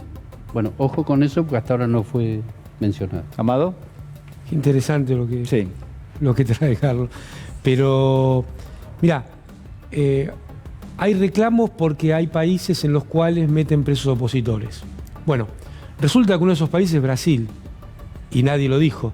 Metieron preso a un expresidente para que no pueda participar de una campaña política para que gane Bolsonaro, y después quien lo metió preso fue ministro de Bolsonaro. ¿Cómo lo quieren llamar? ¿Lofer? ¿Cómo lo quieren llamar? No hay duda que fue una mayor Lofer. Ahora, la Corte trata igual todos los casos. Mirá, la sentencia mía, que fue una parodia de sentencia judicial, porque a Bertuzzi, que ya está claro que está más sucio que una papa, diría un ex caníbal, Macri le pagó ascendiéndolo a camarista la semana siguiente a que sacara el fallo metiéndome preso el mismo día. Además, el Estado le pagó al principal relator del cuento, que era un testigo imputado a la vez, con un hotel y con el funcionamiento del hotel, que aún hoy sigue.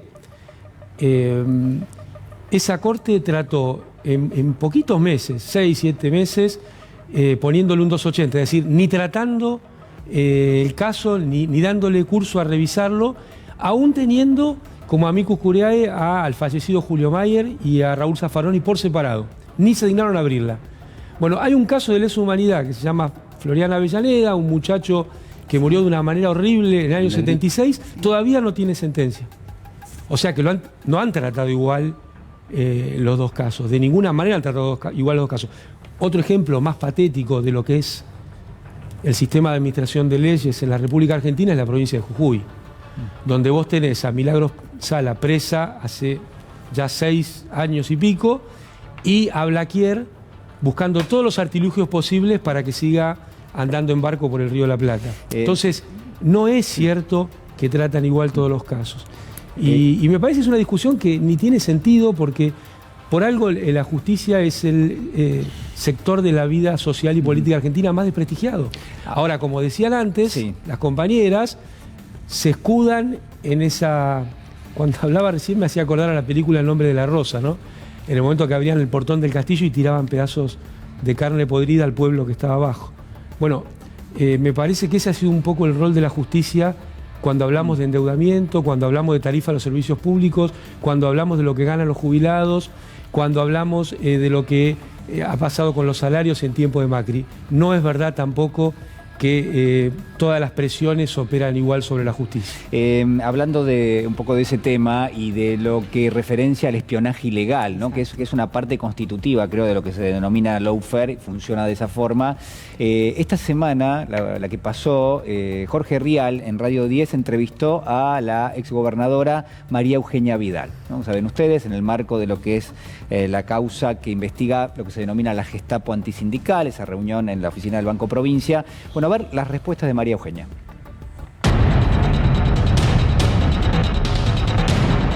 Que los ministros de mi gobierno fueran a la Casa Rosada o fueran a la AFI no los convierte en delincuentes. Cada uno de ellos tendrá que explicar por qué objeto y motivo tuvieron reunión en la AFI. Pero digo, que se desprenda de que alguien va a la Rosada a ver al presidente o que alguien va a la AFI y eso significa un delito, yo no lo comparto. Que lo comparta o no lo comparta Vidal, la verdad que es intrascendente. A ver, ahí sigue, ¿eh? Yo fui querellante en una causa donde gente de la AFI no me persiguió, pero me espiaba. La AFI no me persiguió, pero me espiaba, y fui querellante de esa causa. Y en esa causa no había nada que objetivamente vinculara al seguimiento que se me hizo con Mauricio Macri. Bueno, varias cosas, ¿no? Un psicoanalista por acá, por favor. No me miren, estoy retirada. Pero, bueno, no sé qué. Ahí está el concepto de legalidad, porque dice, no lo comparto. Lo dice la ley de inteligencia. Pero además, hablando de ideas, como decía Pedro, ¿para qué querían espiar? Otra vez la gran pregunta. ¿Para qué querían armar causas? ¿Por qué agarraron la pata empresarial para llevarlos a esa mesa del Vapro? Justamente para poder justificar la pérdida del 20 puntos del poder adquisitivo del salario. Y además digo, qué curioso, ¿no? Porque ese ministro tuvo reuniones con Macri, tuvo reuniones con Arribas, ese ministro tuvo conversaciones con el juez Armela, que fue el que inició la causa contra el Pata Medina, y todo fue de manera concomitante a esa reunión en el Banco Provincia. Conversaciones de Di Stéfano, el jefe de jurídicos, con el juez, este juez Armela. O sea, estamos hablando de ministros, de agentes de inteligencia, hablando con jueces, yendo a verlo a Macri en la Casa Rosada, que están en el teléfono de Darío Nieto, el secretario privado del presidente. Entonces no podemos hablar. Una gobernadora que justificó o que estuvo presente en el armado de las bases Zamba en la provincia de Buenos Aires. Ella era partícipe de esta situación. Carlos. Bueno, precisamente ¿por qué si era partícipe? Es porque ella es una sinvergüenza importante, o sea, es una delincuente. Y yo pido disculpas por la reiteración. Ella integra una organización criminal.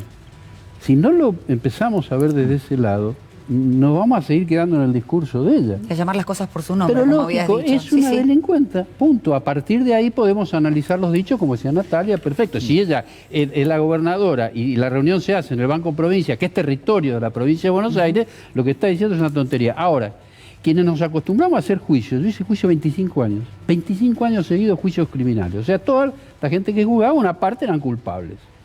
Y hacían esto. Y yo no me ofendía, simplemente lo escuchaba y después dictábamos sentencia. Entonces, no quedemos en el discurso. Cuando decís hacían esto, ¿qué es? La estupidez que está diciendo. Si ella no puede desconocer y sin embargo está en un canal, claro, entonces está diciendo, no, yo no sé nada de todo esto. Bueno, perfecto, listo. Entonces le dicta el procesamiento, va preso y se terminó. Cosa que no sucede. Este es el problema. O a las pruebas me remito, Carlos. Pero, y ella puede decir lo que quiera. ¿Cuál es? A las pruebas nos remitimos. Claro, pero no hay una omisión en lo que dice María Eugenia Vidal. ¿En qué sentido? En el que pareciera que no escuchó el audio del video, solamente en la imagen. O sí lo escuchó y es la única salida. Ustedes recuerdan a Sturzenegger diciendo cómo lo guionó Durán Barba. Bueno, esto es exactamente igual. A ella le dan el guión, se sienta y habla. Y ella puede hacerlo. Sí. Ella puede hacerlo. El problema es que la justicia no haga lo que corresponde. Por algo tuvo anginas 10 días y no pudo hablar porque están guionando. Pero yo me pregunto, Julián, algunas cosas, ¿no? María Eugenia Vidal, ¿tuvo un teléfono encriptado de la AFI, sí o no? Sí. Primera pregunta. Bueno, ¿cuántos gobernadores más lo tuvieron? Ninguno. El jefe de los fiscales de la provincia de Buenos Aires, ¿tuvo un teléfono encriptado de la AFI, sí o no? Basta con el cuento de que esto tenía que ver con el G20, porque si no, serían muchos más los que lo hubieran tenido. Aparte, habría que ver la temporalidad. La gobernadora de la provincia de Buenos Aires consintió, estuvo de acuerdo con que se abrieran bases de inteligencia en la provincia de Buenos Aires, ¿sí o no? ¿Funcionaron esas bases, sí o no? Si está prohibido hacer inteligencia adentro de la República Argentina, ¿cuál es la explicación de esa situación? Las cárceles federales que están en la provincia de Buenos Aires, en Ezeiza y en Marcos Paz, ¿estuvieron cableadas y hubo equipos de filmación, sí o no? Bueno, eso no lo puede hacer un contrapropista, ¿eh? ¿Sabes cómo revisan a un bebé cuando entra a una cárcel? Yo si querés te cuento cómo lo revisan. Entonces alguien entró con cables, micrófonos, cámaras y cableó las cárceles y nadie sabía nada, ¿eran cuentapropistas? Bueno, la interventora de la AFI encontró más de 100.000, ¿no? 100.000 audios. 105.000 audios. 105.000 audios. Y además hemos mostrado acá los documentos de un espionaje a nivel de base. Hasta en los pueblos más recónditos del interior de la provincia de Buenos Aires se seguía a los militantes del Frente de Todos. Lo hemos mostrado acá. En la provincia de Buenos Aires, demás. 170 organizaciones sociales y 62 sindicatos. ¿Y con los familiares de Lara San Juan? O sea, son todas cosas que ya están probadas. Lo de los teléfonos encriptados, nadie lo puede explicar. Claro, tampoco nadie lo pregunta en la cara, ¿no? Lo que dice ahí es una estupidez, porque ella dice, ¿qué tiene de malo que un ministro vaya al AFI o que un... No, no tiene nada de malo. El problema es qué va a hacer ahí. Claro, eso es lo que tiene de malo. ¿Y por qué no que vaya sin dejar los nombres? ¿Por qué no pusieron los nombres cuando fueron al Banco Provincia?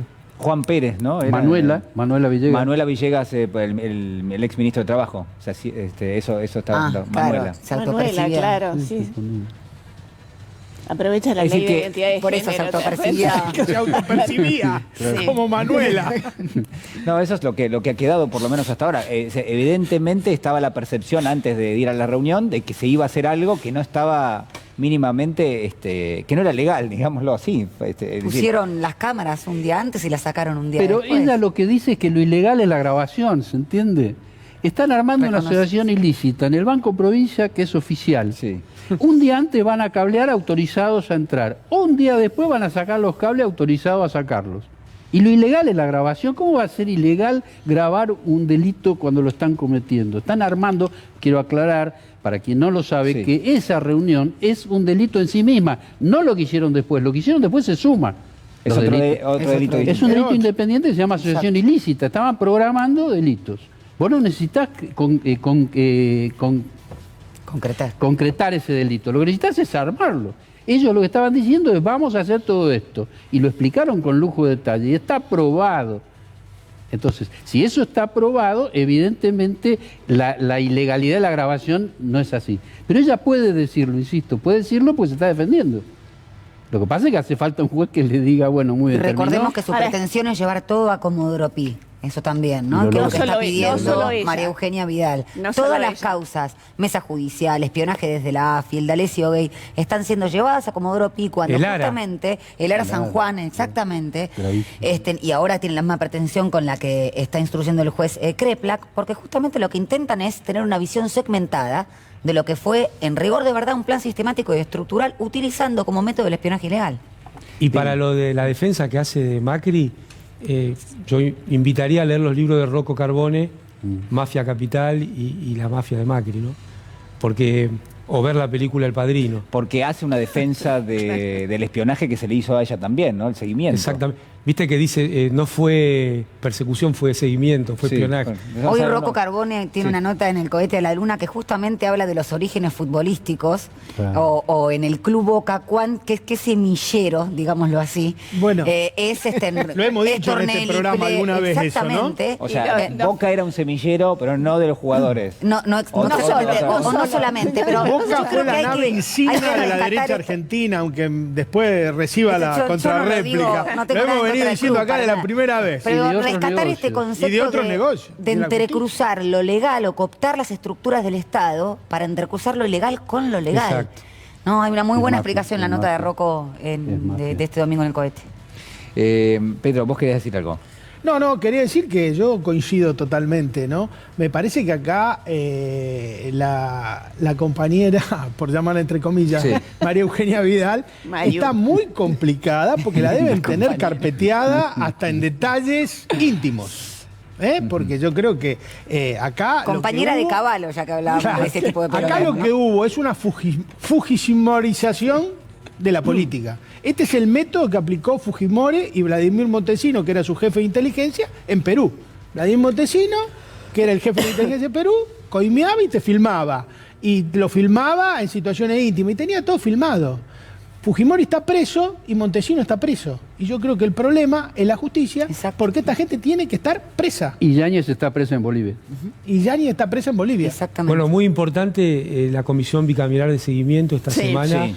Un trabajo realmente muy impresionante demostrando que el cuentapropismo es menos que un cuento chino. Claro, eso es denunciando a los camaristas ante el a la Consejo. Inteligencia de todos los argentinos. Bueno, decir que un tipo va a ir a espiar a la hermana de Macri por cuenta propia. Pero que se metió a cablear una cárcel. ¿Cómo hizo si no tuvo el permiso del Servicio Penitenciario Federal? Del Ministerio de Justicia de la Nación. ¿Y quién estaba al mando del Servicio Penitenciario Federal? O mejor dicho, de la subsecretaría del Ministerio de Justicia, Juan Bautista Maíquez, que hoy en día es procurador de la Ciudad Autónoma de Buenos Aires. El Ministerio de Garabano. Es decir, que es un álbum de familia prácticamente, ¿no? De lo que estamos hablando. La familia. Bueno, ustedes saben que, familia, en las últimas horas, la Justicia Federal de Mar del Plata, vamos a hablar de un tema que tiene que ver con la justicia, pero también con otras cuestiones, dictó la suspensión de la exploración offshore que está o que se pretendía realizar a 300 kilómetros de la costa de Mar del Plata. Se trata de una medida cautelar, como ponemos allí, que ordena a la empresa Equinor abstenerse de iniciar las tareas justamente de exploración hasta tanto se dicte una sentencia definitiva. Bueno, el constitucionalista Daniel Sapsay, el doctor Sapsay, yo no sé si en una cuestión, un descuido, Estamos acá vociferando. Nos llamó la atención que le dijeras constitucionalista. No es constitucionalista. Fue un descuido de Julián. No, fue un descuido. Pero es un insulto al constitucionalismo. Fue otorgarle un rango. Pero está instalado que... Pseudo, ¿ok? Es una fake news. Bueno, está instalado, pero es una fake news. ¿El doctor Sapsay está bien? Sí. Bien. Subió a su red social Twitter algo que es muy elocuente, que es este encuentro, están tomando allí, no sé qué es, café parece, entre el juez Santiago Martín, está el doctor Sapsay y también está un abogado ambientalista que se llama José Esaín. Usted me va a decir, bueno, ¿y esto qué tiene de importante? Bueno, lo que tiene de importante es que el juez que determinó la suspensión de la exploración offshore es ese que está allí sentado, claro, y que quien está a su lado es el que hizo la presentación para que se frene la exploración. Muy bien, claro. Es uno de los abogados. Claro. Entonces uno se pregunta, bueno, y aparte están posando sumamente sonrientes, ¿no? Esto hay que decirlo. ¿Y qué es lo ilegal? Están festejando. Café. Pero acá no hay un conflicto de intereses, Carlos. A ver. Si el café lo pagan cada uno. Pero sale. Primero, yo lo que quiero decir es, la discusión por lo ambiental a mí me parece que es muy, muy legítima. Lo que también tengo que abrir un signo de interrogación es con respecto a algunas organizaciones ambientalistas que curiosamente siempre se oponen a desarrollos de carácter productivo, estratégicos, en sectores que son donde la Argentina puede ser potencia y donde curiosamente siempre están en el medio. Mientras que hay tantas causas ambientalistas muy importantes que datan de muchísimas décadas en nuestro país que no han recibido la menor atención, que a uno le llama la atención. Lo segundo que llama la atención es quiénes financian a estas organizaciones ambientalistas que tienen un nexo importante con algunos otros países, ¿no? Esto también hay que marcarlo, y que tienen un poder bastante fuerte y que tienen lazos con la justicia importante. Entonces digo, la Argentina en este momento puede darse el lujo de poner en discusión la forma para que en marcha su proceso productivo, tratar de generar recursos, tratar de que haya mayor distribución, que haya lo que Amado siempre dice que es el shock redistributivo en la Argentina. ¿Podemos darnos el lujo en este momento de eso? Independientemente de la discusión ambiental, digo, tiene que estar, por supuesto que sí.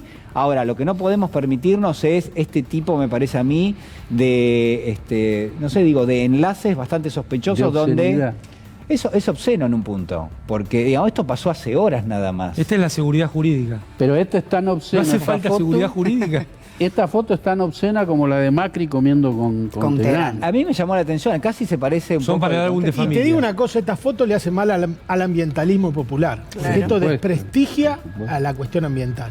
Yo creo que hay que tener muy en cuenta, y es muy importante la labor que hacen las organizaciones ambientalistas serias, el ambientalismo popular, y que por supuesto entra en tensiones con lo productivo, y ahí está el rol del Estado, en administrar esa tensión. Porque si no tuviera el ambientalismo, la Argentina sería depredada más de lo que es depredada. Que ya es bastante. Eso hay que es muchísimo. Bueno, por eso decía que la discusión tiene que estar. Entonces la discusión es muy válida. Lo que sí que esto le hace mucho mal a la causa ambiental, este clase de personajes. Ahora, lo que a mí me parece muy importante, es que el Estado no puede correrse. Acá el ambientalismo y lo ambiental tiene que cerrar con la gente adentro. Nosotros tenemos un 50% de pobreza y tenemos que tratar de que la mayor cantidad de gente nuestra acceda al desarrollo, pero pasa por la discusión también por otro lado. Pero Pedro, en esa foto está sentado un juez. Por eso te digo. Pero también, si no haces, no estoy de acuerdo con vos, pero si no haces una reforma judicial en serio, van a seguir comiendo juntos. No, pero además hablaban ellos de jueces militantes. Yo recuerdo también otra... Periodistas militantes también. No sé si recuerdan cuando un juez, no sé si también no fue de Mar del Plata, suspendió la ley del aborto y subió a su cuenta de Twitter una foto con un crucifijo. Entonces, por supuesto que los jueces pueden tener su opinión política o religiosa, lo que no pueden es llevarlo y confundirlo con respecto a los casos que tienen que sentenciar, la interpretación de la ley. Y acá, con lo que decías vos, Pedro, en relación a la ONG y la política, me parece que de un tiempo a esta parte, esas organizaciones no gubernamentales ocuparon el lugar de lo que tiene que ocupar la política y lavan así los intereses sectoriales de estos sectores económicos. Y otra cosa más, este capitalismo no solamente como modo de producción, sino como producción de subjetividad, lo que hace es captar las demandas populares y llevarlas a su propio beneficio, que es lo que decía Julián y también Pedro con respecto al ambientalismo popular. Fíjate lo que pasó con el tema del lago escondido y el rol de la justicia. Que ahí es un tema... Primero, digo, a ver, Acá, durante el gobierno de Cristina, Amado se acordará, se sancionó la 26737, que es la ley en contra de la extranjerización de tierra, que fue en el 2011. Se creó el registro. Que se creó el registro de tierra, que dirigió brillantemente una gran abogada que es Florencia Gómez, y que la tiene muy claro y que lamentablemente no se la consulta lo suficiente en estos temas de parte del gobierno. Macri destruyó esa ley por decreto, o sea, destruyó una ley por decreto, sacó el decreto 820/. ¿Sabe quién hicieron el decreto? ¿Sabe quién hizo el decreto? ¿Quién asesoró en el decreto? El mismo estudio jurídico que asesoraba a Lewis. Pero a su vez le presentaron 8 amparos a la jueza María Alejandra Biotti, que frenó los traslados de Bruglia y Bertuzzi. 8 amparos que los cajoneó y no los contestó. En contra de la reforma esta, y que habilitó a que la tierra se siga extranjerizando en la Argentina y se siga dilapidando. Entonces el rol de la justicia es fundamental. Por eso es tan importante una reforma de la justicia, para defender el ambiente, para defender en contra de la depredación económica, para defender las tierras. Mira, ahí salió otro tema de los que la justicia no trata igual. Cuando Macri sacó el blanqueo, en el recinto se dijo, sus propias diputadas, que no iban a poder entrar los familiares. Macri lo cambió por decreto, ni siquiera por DNU, por decreto simple. Eso está en la justicia, está en la corte, porque Felipe Solá hizo una presentación. ¿Vos viste que alguien lo tratara? No. ¿Dónde está el trato igualitario? De una cosa que no solo era el espíritu de la ley, era también lo que dijeron y está en el libro de sesiones de la Cámara de Diputados. ¿Dónde está la justicia ahí? Bueno, y volviendo al tema que me parece que es importante no eludir, que traía Pedro respecto a la explotación del petróleo en la Argentina. Mira, después te vuelven loco con los modelos de los países que tienen producción offshore, como puede ser el caso de Noruega, Inglaterra mismo, Brasil, como modelos productivos que hay que acompañar. Hay mecanismos que están probados en el mundo, que funcionan, que tienen un impacto ambiental reducido. Bueno, no puede ser que por intereses oscuros, que alguien en algún momento explicará de esa foto, paren una acción del gobierno, que es en definitiva el poder adjudicatario que tiene los resortes para poner en marcha este tipo de explotaciones. Bueno, hay una imagen que seguramente... Porque si no es el cogobierno también, ¿no? Bueno, claro, hay una imagen que seguramente Amado conoce, que se llama la imagen de tirar abajo la escalera, ¿no? El coreano. El coreano, Ha Jung-chang, el economista coreano, muy cercano en muchas ideas a muchas cuestiones que se discuten en la Argentina. Él lo que dice es, los países desarrollados, lo que llamamos países desarrollados, lograron el desarrollo de alguna manera. Esas recetas que aplicaron ellos, bueno, curiosamente son las que buscan muchas veces inhibir al resto de los países que podría ponerle algún tipo de competencia. Estratégicamente la Argentina tendría que ser una potencia a nivel energético, probablemente lo va a ser, sobre todo en el tema de gas, que es muy importante y que es el combustible de la transición energética, pero para eso tiene que desarrollarlo.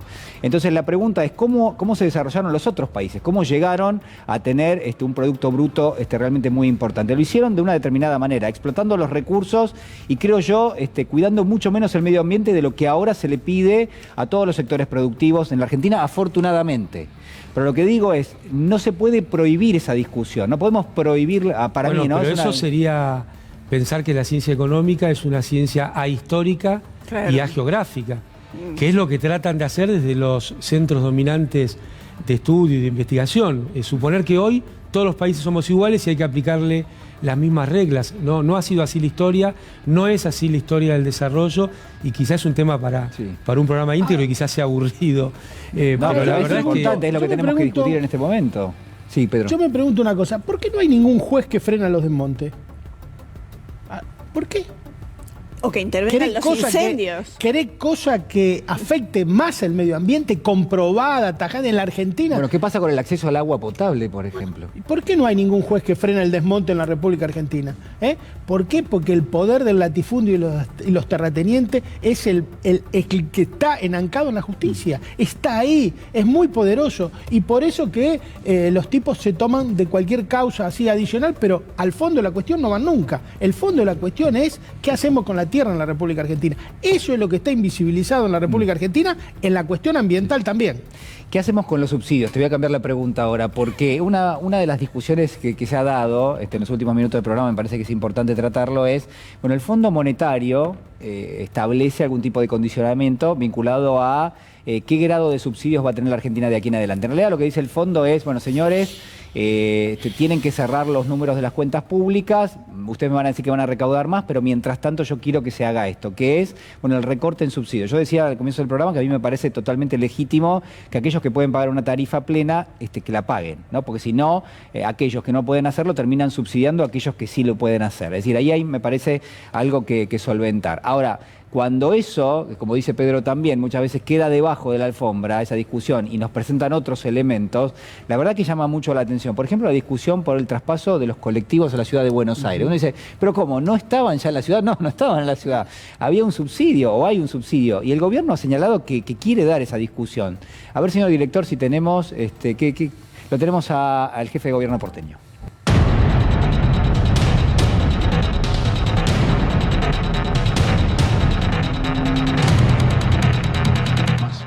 Ahora, también es cierto que esta es una muestra más de los embates del gobierno nacional contra la ciudad de Buenos Aires.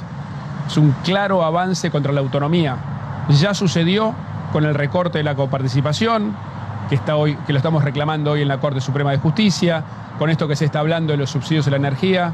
Es otra vez el gobierno nacional yendo contra la ciudad de Buenos Aires. En realidad es contra los ciudadanos, contra millones de argentinos que todos los días circulan por la ciudad.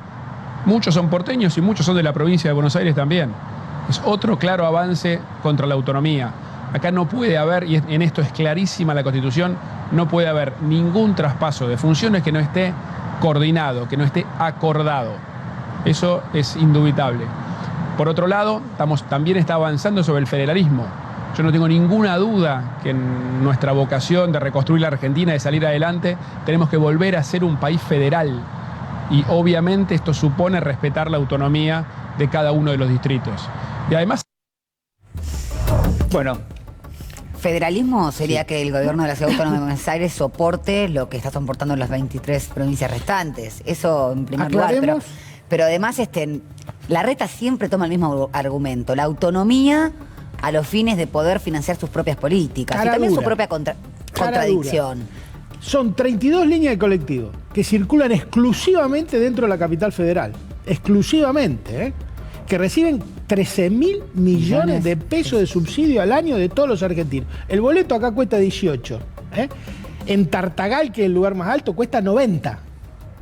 En Rosario en Córdoba, cuesta 50. 50. Sí, 50. A ver, escuchame una cosa. ¿Con qué cara podés defender una cosa de esa y hablar de que el PRO es un partido municipal bonaerense porteño de la derecha porteña? Es una cosa que hay que tener mucha cara para venir a plantarse frente a un micrófono. Pero por eso no se busca cambiar la discusión, eso es lo que me pregunto. Digo, no, eso es sinvergüenza, siempre va a hablar en esos sentidos y con el negocio que ellos quieren hacer. Carlos, vos tenés estás muy bien, Carlos. Estás clasificando todo el tiempo, te digo, es un trabajo permanente. No, bueno.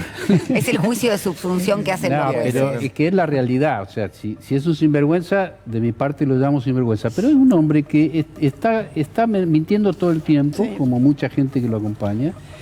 Y además, fíjense, si ustedes miran, yo no sé el número exacto, pero la diferencia que hay entre el aporte, el esfuerzo que hace la provincia de Buenos Aires por ese tema de los colectivos, no sé si ustedes lo saben, es 10 veces más que lo que hace la ciudad de Buenos Aires. Y otra cosa final, Pedro, si hasta Gerardo Morales, el gobernador de Jujuy, está de acuerdo con el gobierno, ya evidentemente la sinvergüenzada es total. Bueno, nos quedan unos minutos de programa, Amado. Hipocresía más caballo de Troya en este tema. Vos fíjate que ellos les molestan los subsidios salvo cuando los tienen que administrar ellos. Porque no hay que olvidar que Macri, como presidente de la Nación, no modificó el sistema de subsidios. Aumentó las tarifas, pero continuó con el tema de los subsidios. Y ahora Larreta lo mismo. Ahora, la segunda parte, caballo de Troya. Cuidado con la discusión de la segmentación. Yo creo que aquellos que se rasgan las vestiduras por la equidad y dicen no puede ser que los ricos calefaccionen la pileta, en realidad le quieren subir la tarifa a todos. Porque no es que le quieren dejar igual la tarifa a los que no pueden y subírsela un poco a los que pueden. Es una mentira para hacer un aumento general de tarifas, como ya sucedió con el rebalanceo de María Julia, que nos olvidamos en el tema telefónico en los 90. Guarda con estas discusiones que atrás de un argumento que aparenta ser solidario y racional, viene un cuento otra vez para destruir a todos. Pedro. Hay que discutirlo, porque yo yo creo que hay que discutir el tema de la segmentación, pero es cierto, tomando los recaudos que dice Amado. Yo no me quiero despedir sin hacerle un homenaje a el doctor Rachís. ¿Me puedo sumar? El teniente Julio César Uriel, a los 20 compañeros que fueron ahí, y a Dardo Cabo, que tiene mucho que ver también, que en 1966 clavó la bandera, desvió un avión y clavó la bandera en las Islas Malvinas. Así que mi homenaje final es para ellos. Bueno, muy bien, ¿eh? Carlos, ¿algo más? No, solamente sobre la reforma judicial. Las marchas no reforman un poder judicial que tiene enquistada una mafia o un sector de la mafia. Lo que lo modifica son las decisiones políticas. Lili. Repudiamos la violencia física y verbal ejercida por José Schulman, dirigente de la Liga Argentina por los Derechos Humanos, en el Partido de la Costa, contra una trabajadora de una empresa de transporte. Nos solidarizamos con ella ante la gravedad de lo sucedido y esperamos que la justicia se expida. Este es un comunicado de periodistas argentinas.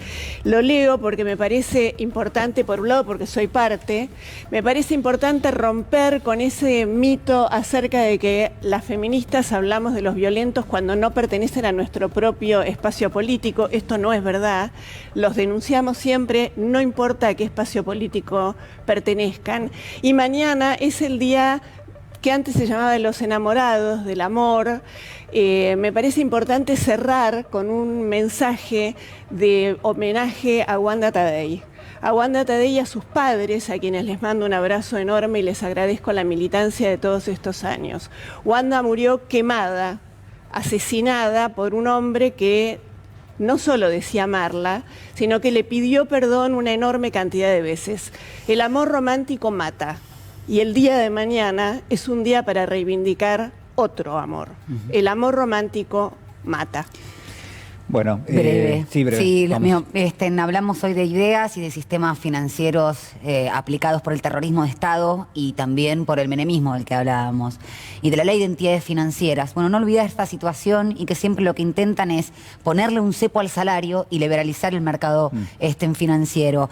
Digo esto por las techos a los paritarias, que sin perjuicio del lugar de donde vengan, es importante hoy en día cuando estamos discutiendo quién va a pagar la deuda, los salarios o las rentas extraordinarias. Nos quedó la discusión por la inflación para el próximo programa, los salarios, que es fundamental, también. El próximo programa Café con Leche Caliente, porque, señor director, teníamos nos mucho morimos de frío. Así que para la próxima. Amado Boudou, muchísimas gracias. Pedro Peretti, muchas gracias. Liliana Hendel, muchísimas gracias. Carlos Rosansky, Natalia Salvo. Nosotros nos reencontramos el próximo domingo. Cuídense, chau.